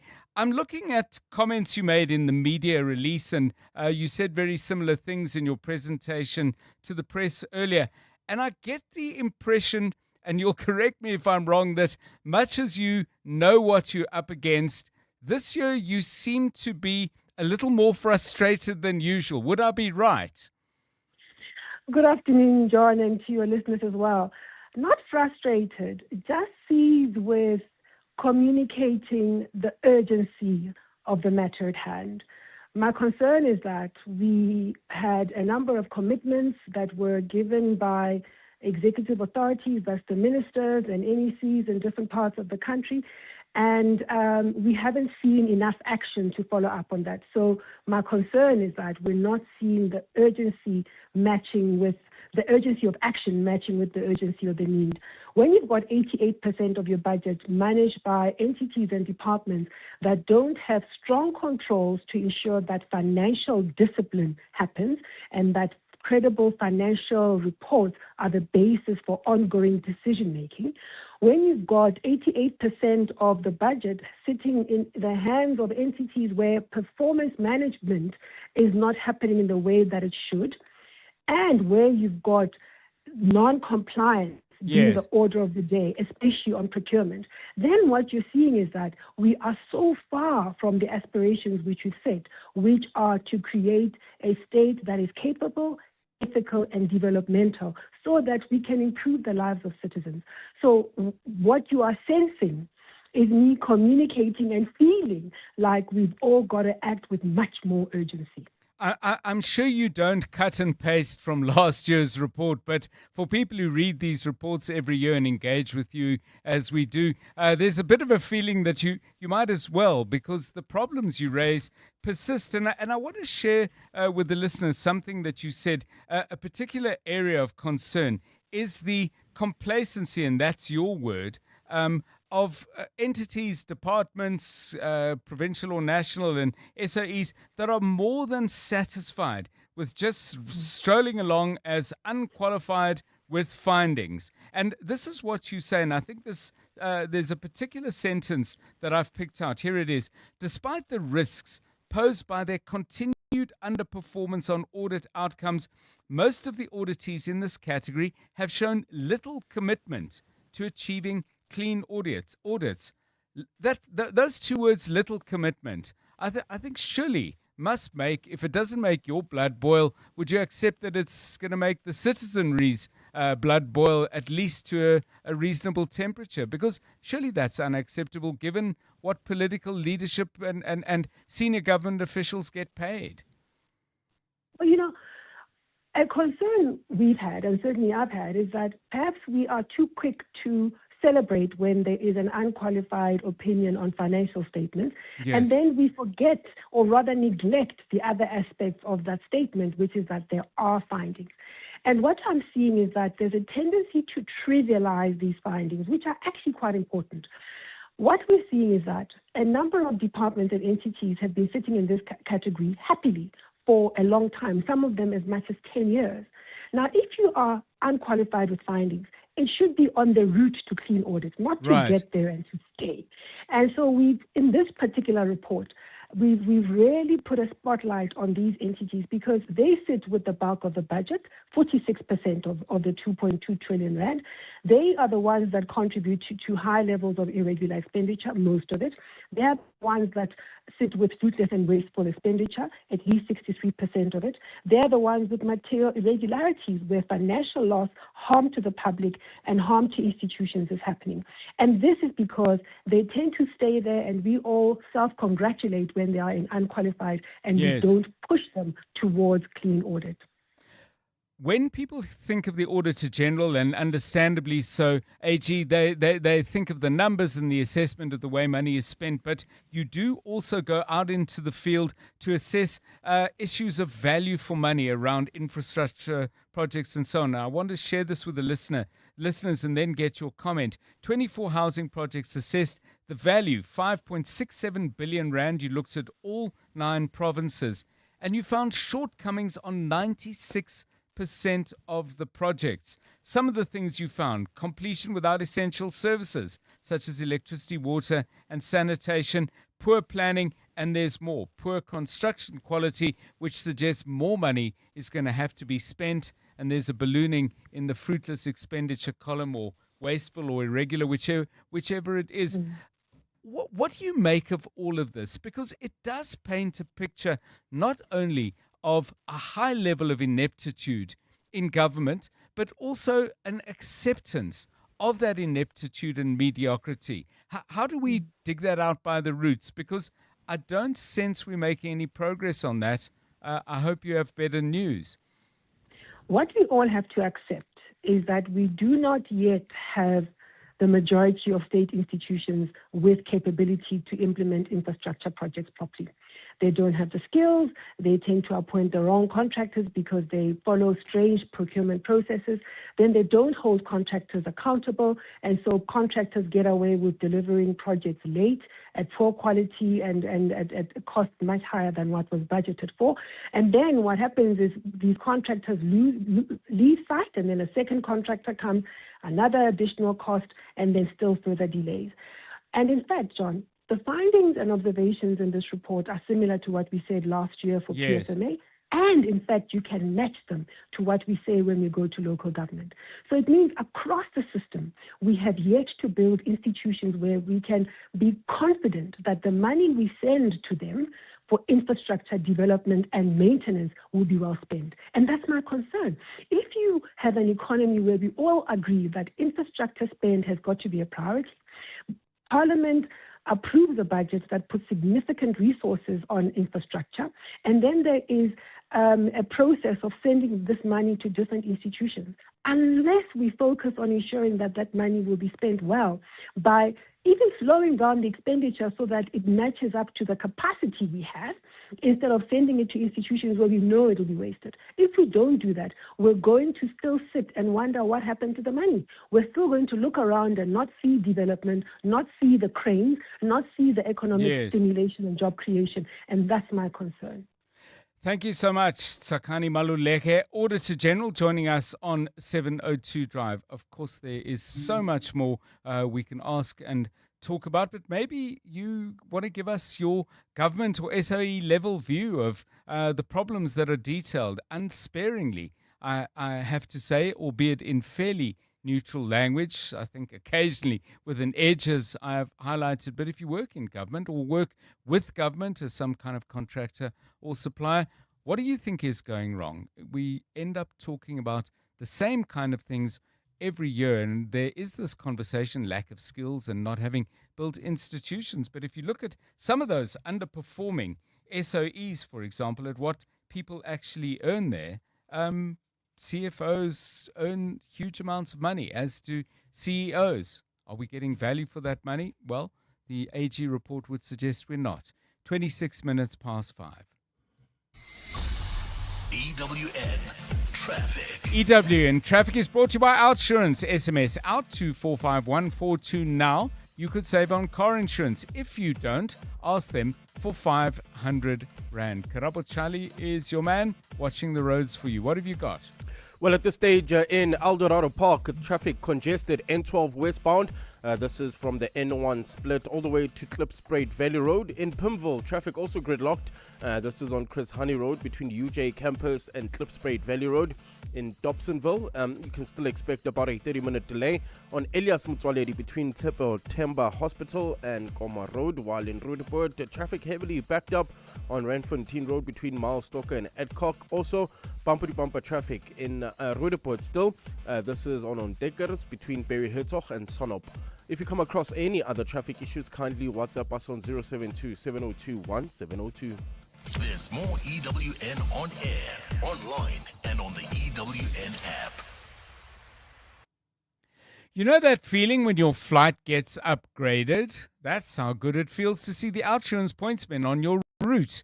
Everyone feels the difference when the Outsurance pointsmen are on the roads. They've been easing the traffic congestion so everyone gets where they need to be quickly and safely for the past 20 years. With Outsurance, you really always get something out. In proud partnership with 702. Show them some love online using hashtag PointsmenLove, licensed insurer and FSP. EWN Business. Stephen Curtis, a very good afternoon to you. Rough day on the markets, the MPC decision. Lots in the mix. Well, how did the day end? Indeed, John. It's sort of recovered a little bit from where it was an hour ago. So the JSE All-Share ending down 1.28% at 112,847 points. As you say, interest rates on hold. No surprises there. The Governor, Lesetso Kganyago, just pointing out there are so many moving parts. It's very difficult to know what's going to happen with the Middle East conflict. They did model some scenarios. Both of those see higher interest rates this year. It really is all about what Trump does, I'm afraid, at this point, and obviously to an extent what Iran does too. Financials down 0.96, industrials down 0.98, and resources down 2% on the day. Gold slightly weaker, platinum as well, and that really dragging things down. But Mr. Price, one of the biggest losers, down 3.69, while Anglo is down 3.32, and then you get into the platinum mine as well, Terra, Implats, all of them are going down by around 3%. Naspers down 2.88. It's been very interesting watching some of the other companies today. So Truworths is down 2.69 in the consumer sector, while First Rand is down 2.3. Optasia is up 1.84. Now, First Rand spent another 1.5 billion Rand on buying shares in Optasia this morning. It now holds around 26% of the company. It's obviously hedging its bets in fintech. HCI up 3.85 and ShopRite's up nearly 4%, while Tiger Brands and Pick n Pay and Boxer are all up quite strongly as well. Back to the sort of consumer hedge, John, if I can call it that. Standard Bank confirming as part of its capital markets day today, it's still confident it'll meet its targets of headline growth of between 8 and 12% a year until 2028. In the US, markets still down, still just watching the situation in the Middle East. The Dow Jones is down 0.14, the Nasdaq is down nearly a full percent, the S&P 500 is down 0.66. The gold price, $4,460.20 an ounce, platinum $1,873.45, and Brent crude $107.58. It's been trending up, John. The rand to the dollar 17.04, to the euro 19.67, to the British pound 22.75. On the Money Show this evening, more of course on interest rates. We'll talk about various economic scenarios for our economy, and then John, we always look at our unemployment rate and we look at the numbers. What we're doing tonight is looking at the unemployment rates in the countries around us. My view, and we'll have experts on it tonight, so take it from them, is that actually this is much more of a regional problem than we spend any time on. We need to sort of look at it like that. You know, Lesotho, Namibia, Botswana, even Mozambique, all have very high levels of unemployment. Zimbabwe, yeah. And so all of that, we'll try and look at the problem in that way tonight on The Money Show. Stephen Grotus, EWN Business. Very interesting approach to a huge problem. The Money Show between 6 and 8. 29 minutes now to 6. Mongezi Koko, ready with the very latest breaking news. Good afternoon. That's right, Ntate John. A very good afternoon. With the city of Tshwane now in the spotlight at the Madlanga Commission of Inquiry, the EFF in the city says it will not take lightly any implication of its members. Action SA Councillor and Corporate and Shared Services MMC Kolofelo Morodu was recently suspended after being accused of tender manipulation at the commission. The city's Chief Financial Officer Gareth Mnisi is also under scrutiny and faces a possible suspension over his alleged involvement in tender rigging. EFF regional leader Obakeng Ramabodu insists the party will act if any of its members are named. If any leader of the EFF here in Tshwane is mentioned with allegations of corruption anywhere, that leader won't wait for you, will leave the same time that allegation is raised. That's how the EFF is. You don't wait for anything. When you see that you are compromised, you go and clear your name, you will come back when you are clean. Thank you. Meanwhile, EFF leader Julius Malema's name was recently mentioned at the commission in relation to an alleged plot to rig a contract. In the Eastern Cape, the Hawks are now investigating the cause of a fire that gutted the historic Buetasicau building in Mthatha. The fire ripped through various levels of the 11-story building on Tuesday evening. The building, which was named after the late Amapondo King, is a heritage site housing 9 government departments. Nhlanhla Mabaso is in the Eastern Cape. The Directorate for Priority Crimes Investigation in the Eastern Cape has confirmed it's now been roped in to investigate the Buetasicau building fire. Spokesperson Diphile Mhlakuvana. The only thing that we can confirm is the fact that we have taken over the investigation as part of our mandate. And therefore, we are investigating the fire that has burned the building at Mthatha. He says the cause of the fire has not yet been determined. At the moment, we are not really sure, or we are not certain as to what caused the fire. Therefore, the speculations that are going around on social media, we have not yet attached the charges to the actual inquiry that we are doing. Mhlakuvana says a team of capable investigators are working on the case. Meanwhile, firefighters remain on scene to deal with any flare-ups. Nhlanhla Mabaso, Eyewitness News, Mthatha in the Eastern Cape. In the Western Cape, a Lavender Hill resident has spoken of living in fear after being terrorized by gangs in the area. Today, the Steenberg Police Station, which oversees the gang-ravaged area, held an imbizo as part of ongoing efforts to curb gangsterism in the community. The latest crime statistics show Lavender Hill is listed among 13 areas contributing to the highest number of gang-related murders in the country. Carlo Peterson has more. A Lavender Hill mother who asked not to be named says gangs in her neighborhood have the entire community gripped in fear. She says residents have to lock their doors and stay indoors from as early as 6 p.m. daily. They knock on your door, pause 1, pause 3. If you have cars, they want to take your car to go in. Or you must take them to go shoot somewhere or transport this one to that side. And you can't say no. She says young people fear walking around in the area. Our teenagers, they have no freedom at all. None. They can't go nowhere. She says residents have also lost faith in police, who they believe are in cahoots with gangs in the area. Carlo Peterson, Eyewitness News. And news agency AFP is reporting that Iran is letting Malaysian tankers pass through the Strait of Hormuz after talks with Iranian, Turkish and other regional leaders. Malaysian Prime Minister Anwar Ibrahim says he spoke with Iranian officials as well as Egyptian and Turkish counterparts and other leaders in the Gulf region. Anwar added that thanks to production by Malaysian petroleum giant Petronas, they are in a better position.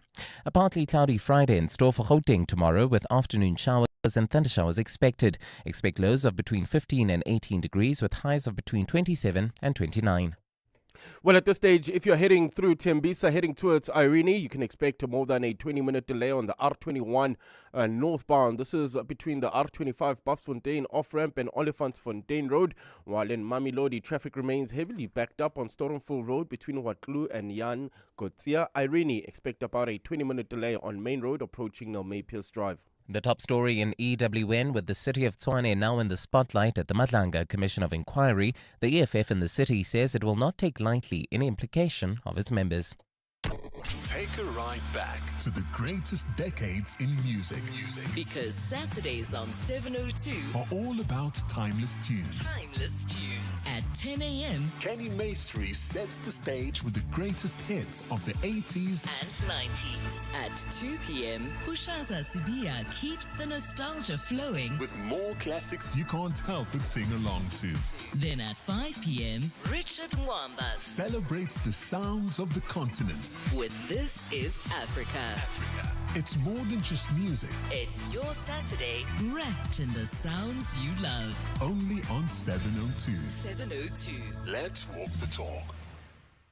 You can become a victim of a legal problem: wrongful arrest, assault, uncontested divorce, rental disputes, maintenance matters, or labor problems. It can happen to you. Clientele Legal provides tough professional lawyers for an affordable monthly premium. Our legal team is standing by to assist you 24 hours a day. Join today. SMS Legal to 48721. That's legal to 48721. Clientele General is an authorized FSP and licensed non-life insurer. T's and C's online. Standard rates apply. Is your skin itchy, flaky, red or discolored? You may have a fungal skin infection. Turbane treats a variety of fungal skin infections like skin thrush, a red and itchy rash with small pimples, usually in damp skin areas. Ringworm, a ring-shaped, sometimes itchy rash. Athlete's foot, itchy, red, discolored or peeling skin on your feet or toes. And jock itch.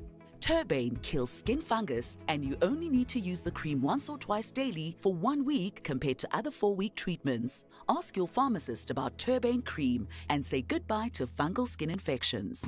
Vodacom's Red Hot Deals presents 2 iPhone 15 128 gig smartphones for just $1,099 per month over 36 months on a 1 gig Red Core plan. Plus a Flexi 90 plan on the second device. You save $4,680. Now that's an extraordinary deal. Miss it, miss out. Available in-store and online. T's and C's apply. Further together, Vodacom. The Money Show. Weekday evenings at 6. Are you seeing much demand from electric cars for your service on national roads at the moment? Absolutely. We've had our first charging station, and these are completely off-grid, completely powered by renewable energy, up and running now for 14 months. That was a technical proof of concept. We're now constructing 2 that will go live. That'll unlock the M3 for any EV driver. They're 200 kilometers, so even a plug-in hybrid can jump those. Jabir Roop, the co-founder and chair of Charge. The Money Show on 702. Let's walk the talk. The Money Show with Stephen Curtis is brought to you by Absa Islamic Business Bank, celebrating 20 years of banking that honors your values. Your story matters. Absa is a registered FSP. 702. WhatsApp John on 072 702 1702. I'm so disappointed with Ben 10 Macron allowing USA to tell France who to come, who shouldn't come. I'm so disappointed with his experience, Ben 10. I says here. Good afternoon, Ndade John and the team. Or let me say good evening, Ndade John and the team. The US is behaving like a small child. So I think that with South Africa obviously accepting the withdrawal of our invitation to France, it is all good. It is all good. At the end of the day, you know, sometimes children will behave in a certain way, and yeah, they end up regretting. So, look, yes, South Africa, we've got a little to offer to the US. But yeah, one thing that we need to know is our withdrawal doesn't mean the end of our existence. So it's all good. They can perform the way they want to perform. They can tell everybody that they don't want to see us. It's all right. We will stay at home. They're actually saving us money since petrol is actually going to be expensive. Yeah, Matt Jamestown.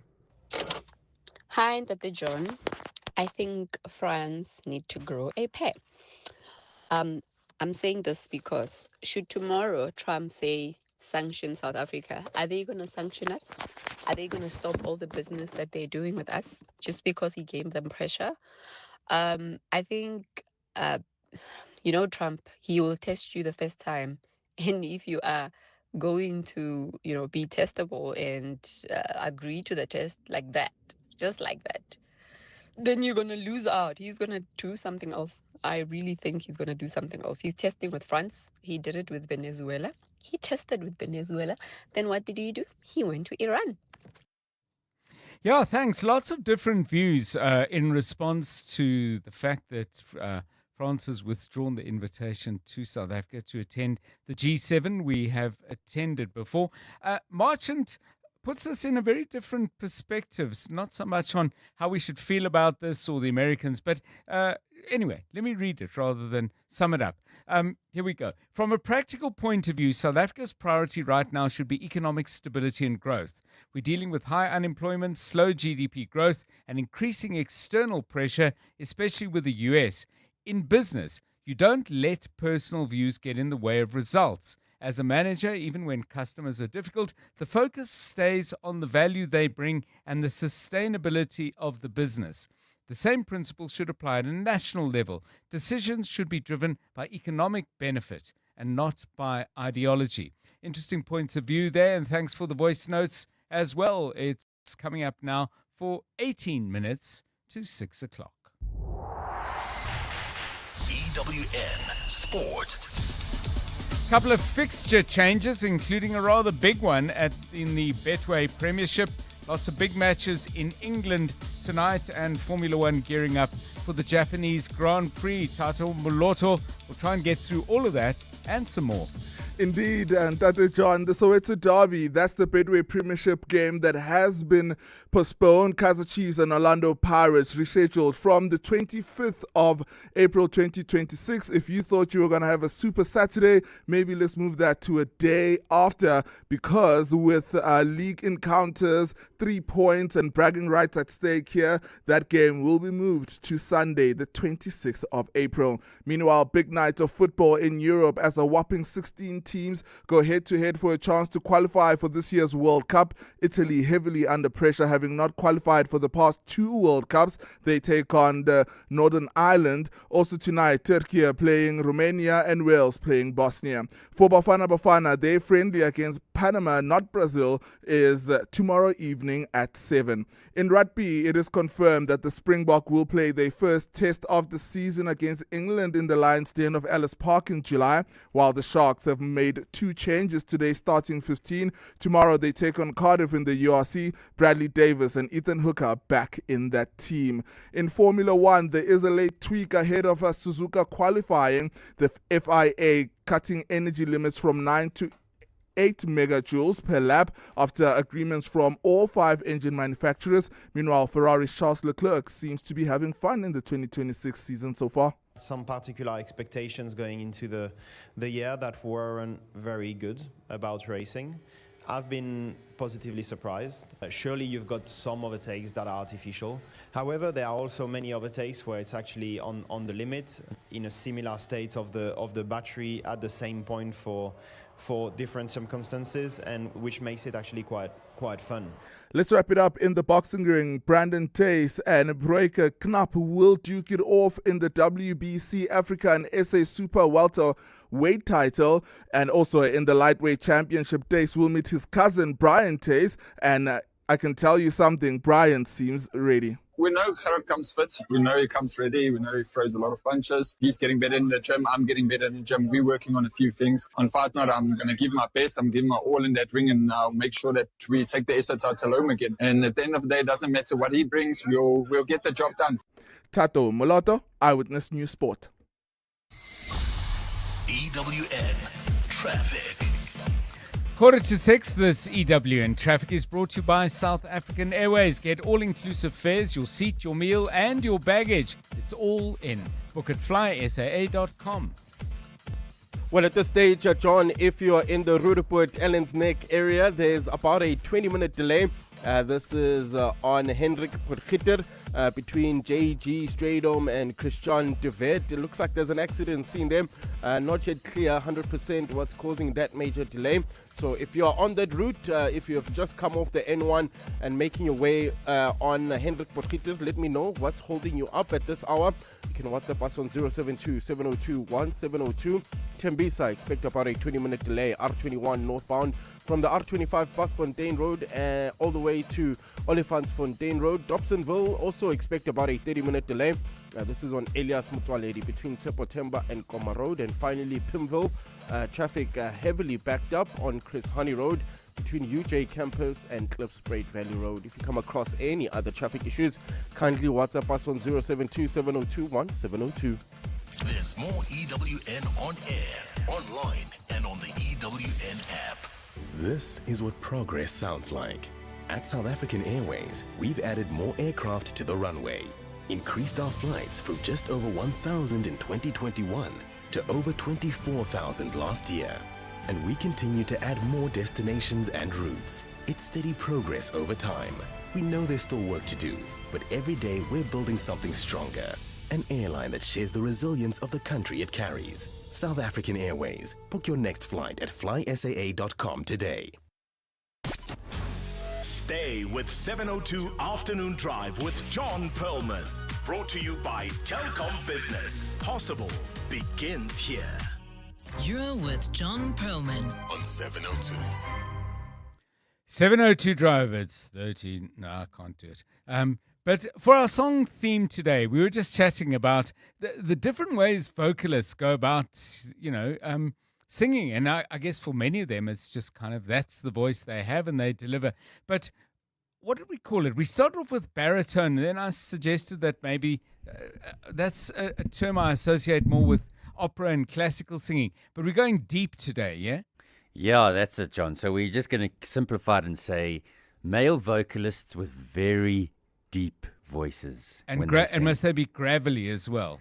Don't have to be. I don't know if it's gravelly as much, but like it's deep. Because I mean, Springsteen's got a gravelly voice. Ah, yes. Right, but I wouldn't call Springsteen a deep voice. No, okay. Yeah. All right, so some people may be wondering a little bit, what do we mean by a deep voice? So let's give them a sample. What have you picked? Yeah, so... and I mean, when these guys are singing, I don't necessarily think this is a put-on voice from them. I just think it's their natural way of singing. And they probably have very deep speaking voices as well. Yes. So to give you a sample and kick it off, there were so many I could pick from, but this one, it sort of brought back memories from a few years back in high school. So let's go with Crash Test Dummies. Mm-hmm. And now the song escapes me, but if you're a fan, you'll recognize the song. It's one of their biggest hits. Okay, Crash Test Dummy it is. So while you're listening to it and, maybe doing a little growling of your own, think of musicians, groups, singers, songs that you particularly love. And if you're going to respond, by the way, don't just give us the name of a singer. Pick a particular song that you happen to like that really deliver their very best with the deepest of voices. Let's hear from you. But first, let's hear from the Crash Test Dummies.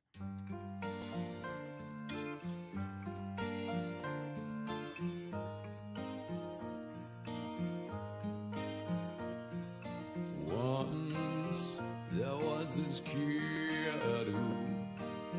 got into an accident and couldn't come to school. But when he finally came back, his hair had turned from black into bright white.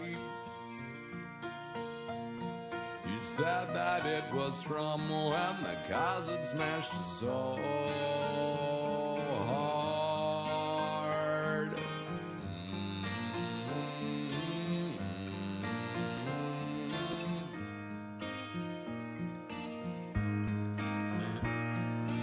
Once there was this girl who wouldn't go and change with the girls in the change room, and when they finally made her, they saw birthmarks all over her body. She couldn't quite explain it, they'd always just been there.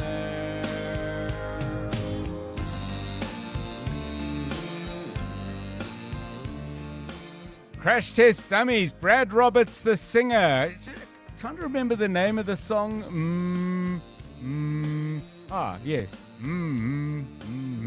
Yeah, wonderful song. What a fabulous, fabulous voice. So deep voices. Online they describe his voice as bass, baritone. We don't have to be musically correct or technical or anything like that. But well, you'll know it. You'll know the song that you like. I see we're getting Barry White already. So we're absolutely on track. But from you, please, your favorite singer, your favorite song. Let's have it on 072 702 1702.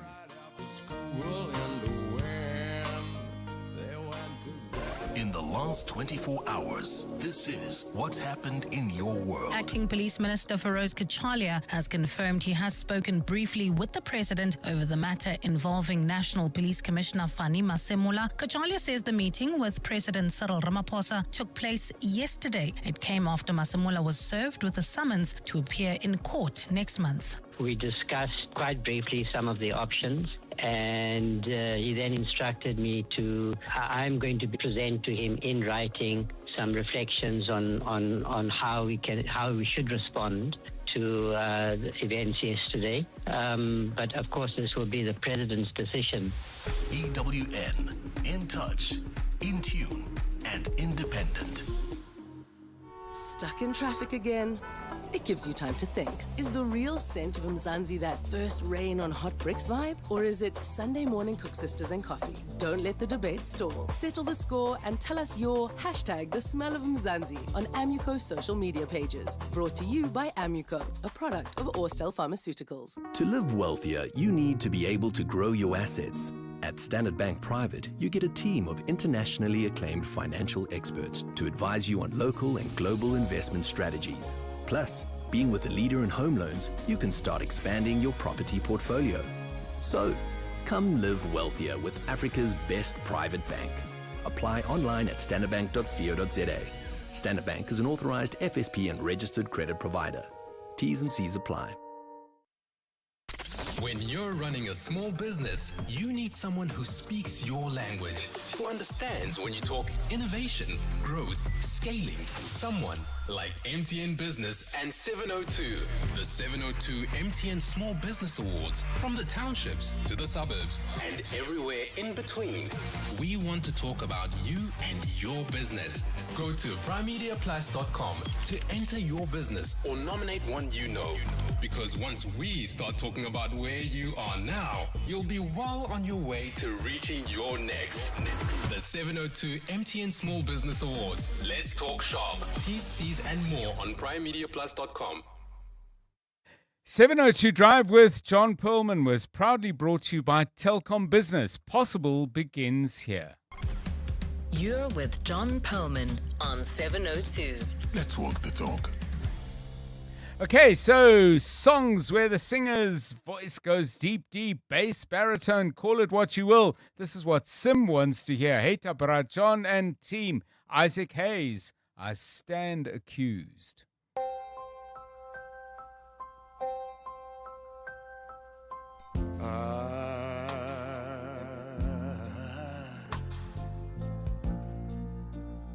stand accused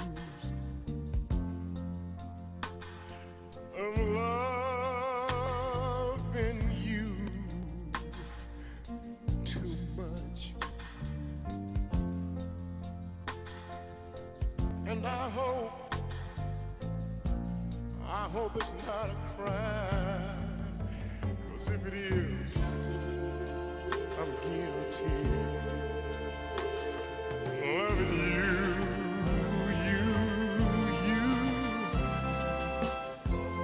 Oh yeah.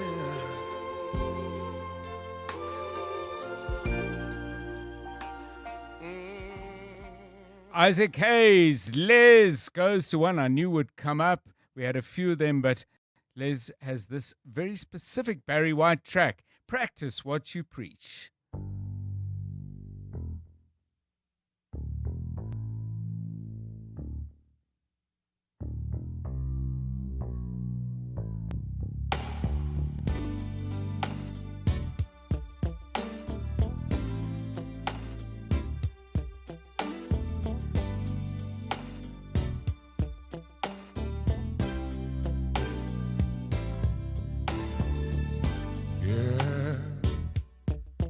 There's something wrong with me. Every time I'm alone with you, you keep talking about you loving me. Hey, babe, your foreplay just blows my mind. So why don't we stop all the talking, girl? Why don't we stop wasting time?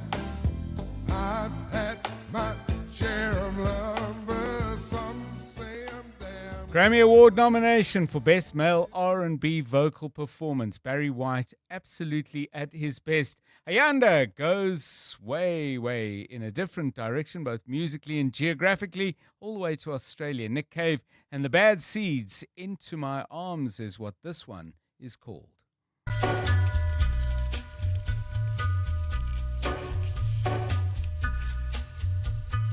Take a little walk to the edge of town and go across the track where the viaduct looms like a bird of doom as it shifts and cracks, where secrets lie in the border fires and the humming wires. Yeah, man, you know you're never coming back. Across the square, across the bridge, past the mills, past the stacks. On a gathering storm comes a tall, handsome man in a dusty black coat with a red right hand. Nick Cave and the Bad Seeds. What else have we got? Great bass voice singer was John Wayne. I was born under a wandering star. Remember John Wayne being in the movie? I think it was the movie called Paint Your Wagon. But did he sing the song as well?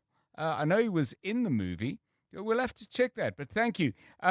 A King, Safe as Houses, is on Darrell's mind. Tutu wants another Barry White track, Let Me Live My Life. Don't think we're going to be able to squeeze it in, Tutu, but I hope you enjoyed the one we played. Matt is looking for some Creed and would like to hear the song Higher. But let's go back to the voice notes. Hi, 702 Landers. So the song that I particularly like, the deep voice of the singer, is Kane Brown. I think it's, Kane Brown, and he sings Heaven. For just a solo artist, he really sings a deep voice song really well.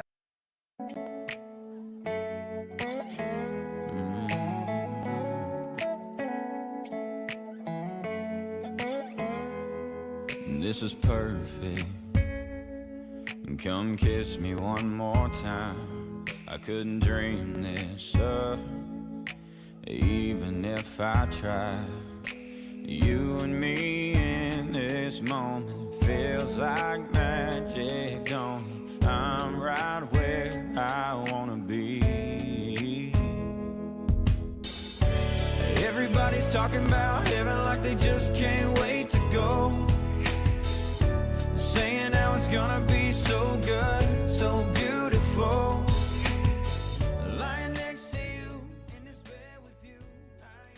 Sound of Cain. Now, we've only got about a minute left. We cannot ignore all of you who are saying, what about Matlatini?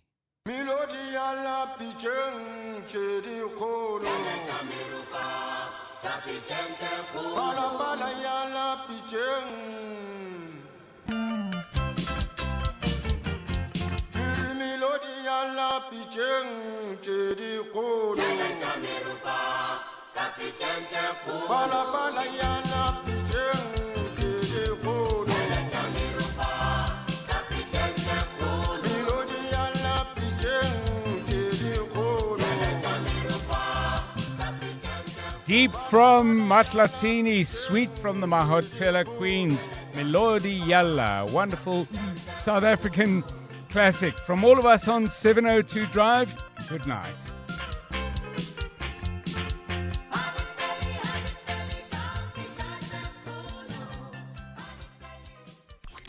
And now, The Money Show. With Stephen Grootes, live on 92.7 and 106 FM. Streaming on the Prime Media Plus app. And DSTV channel 856. The Money Show with Stephen Grootes is brought to you by Absa Islamic Business Bank, celebrating 20 years of banking rooted in values. Absa is a registered FSB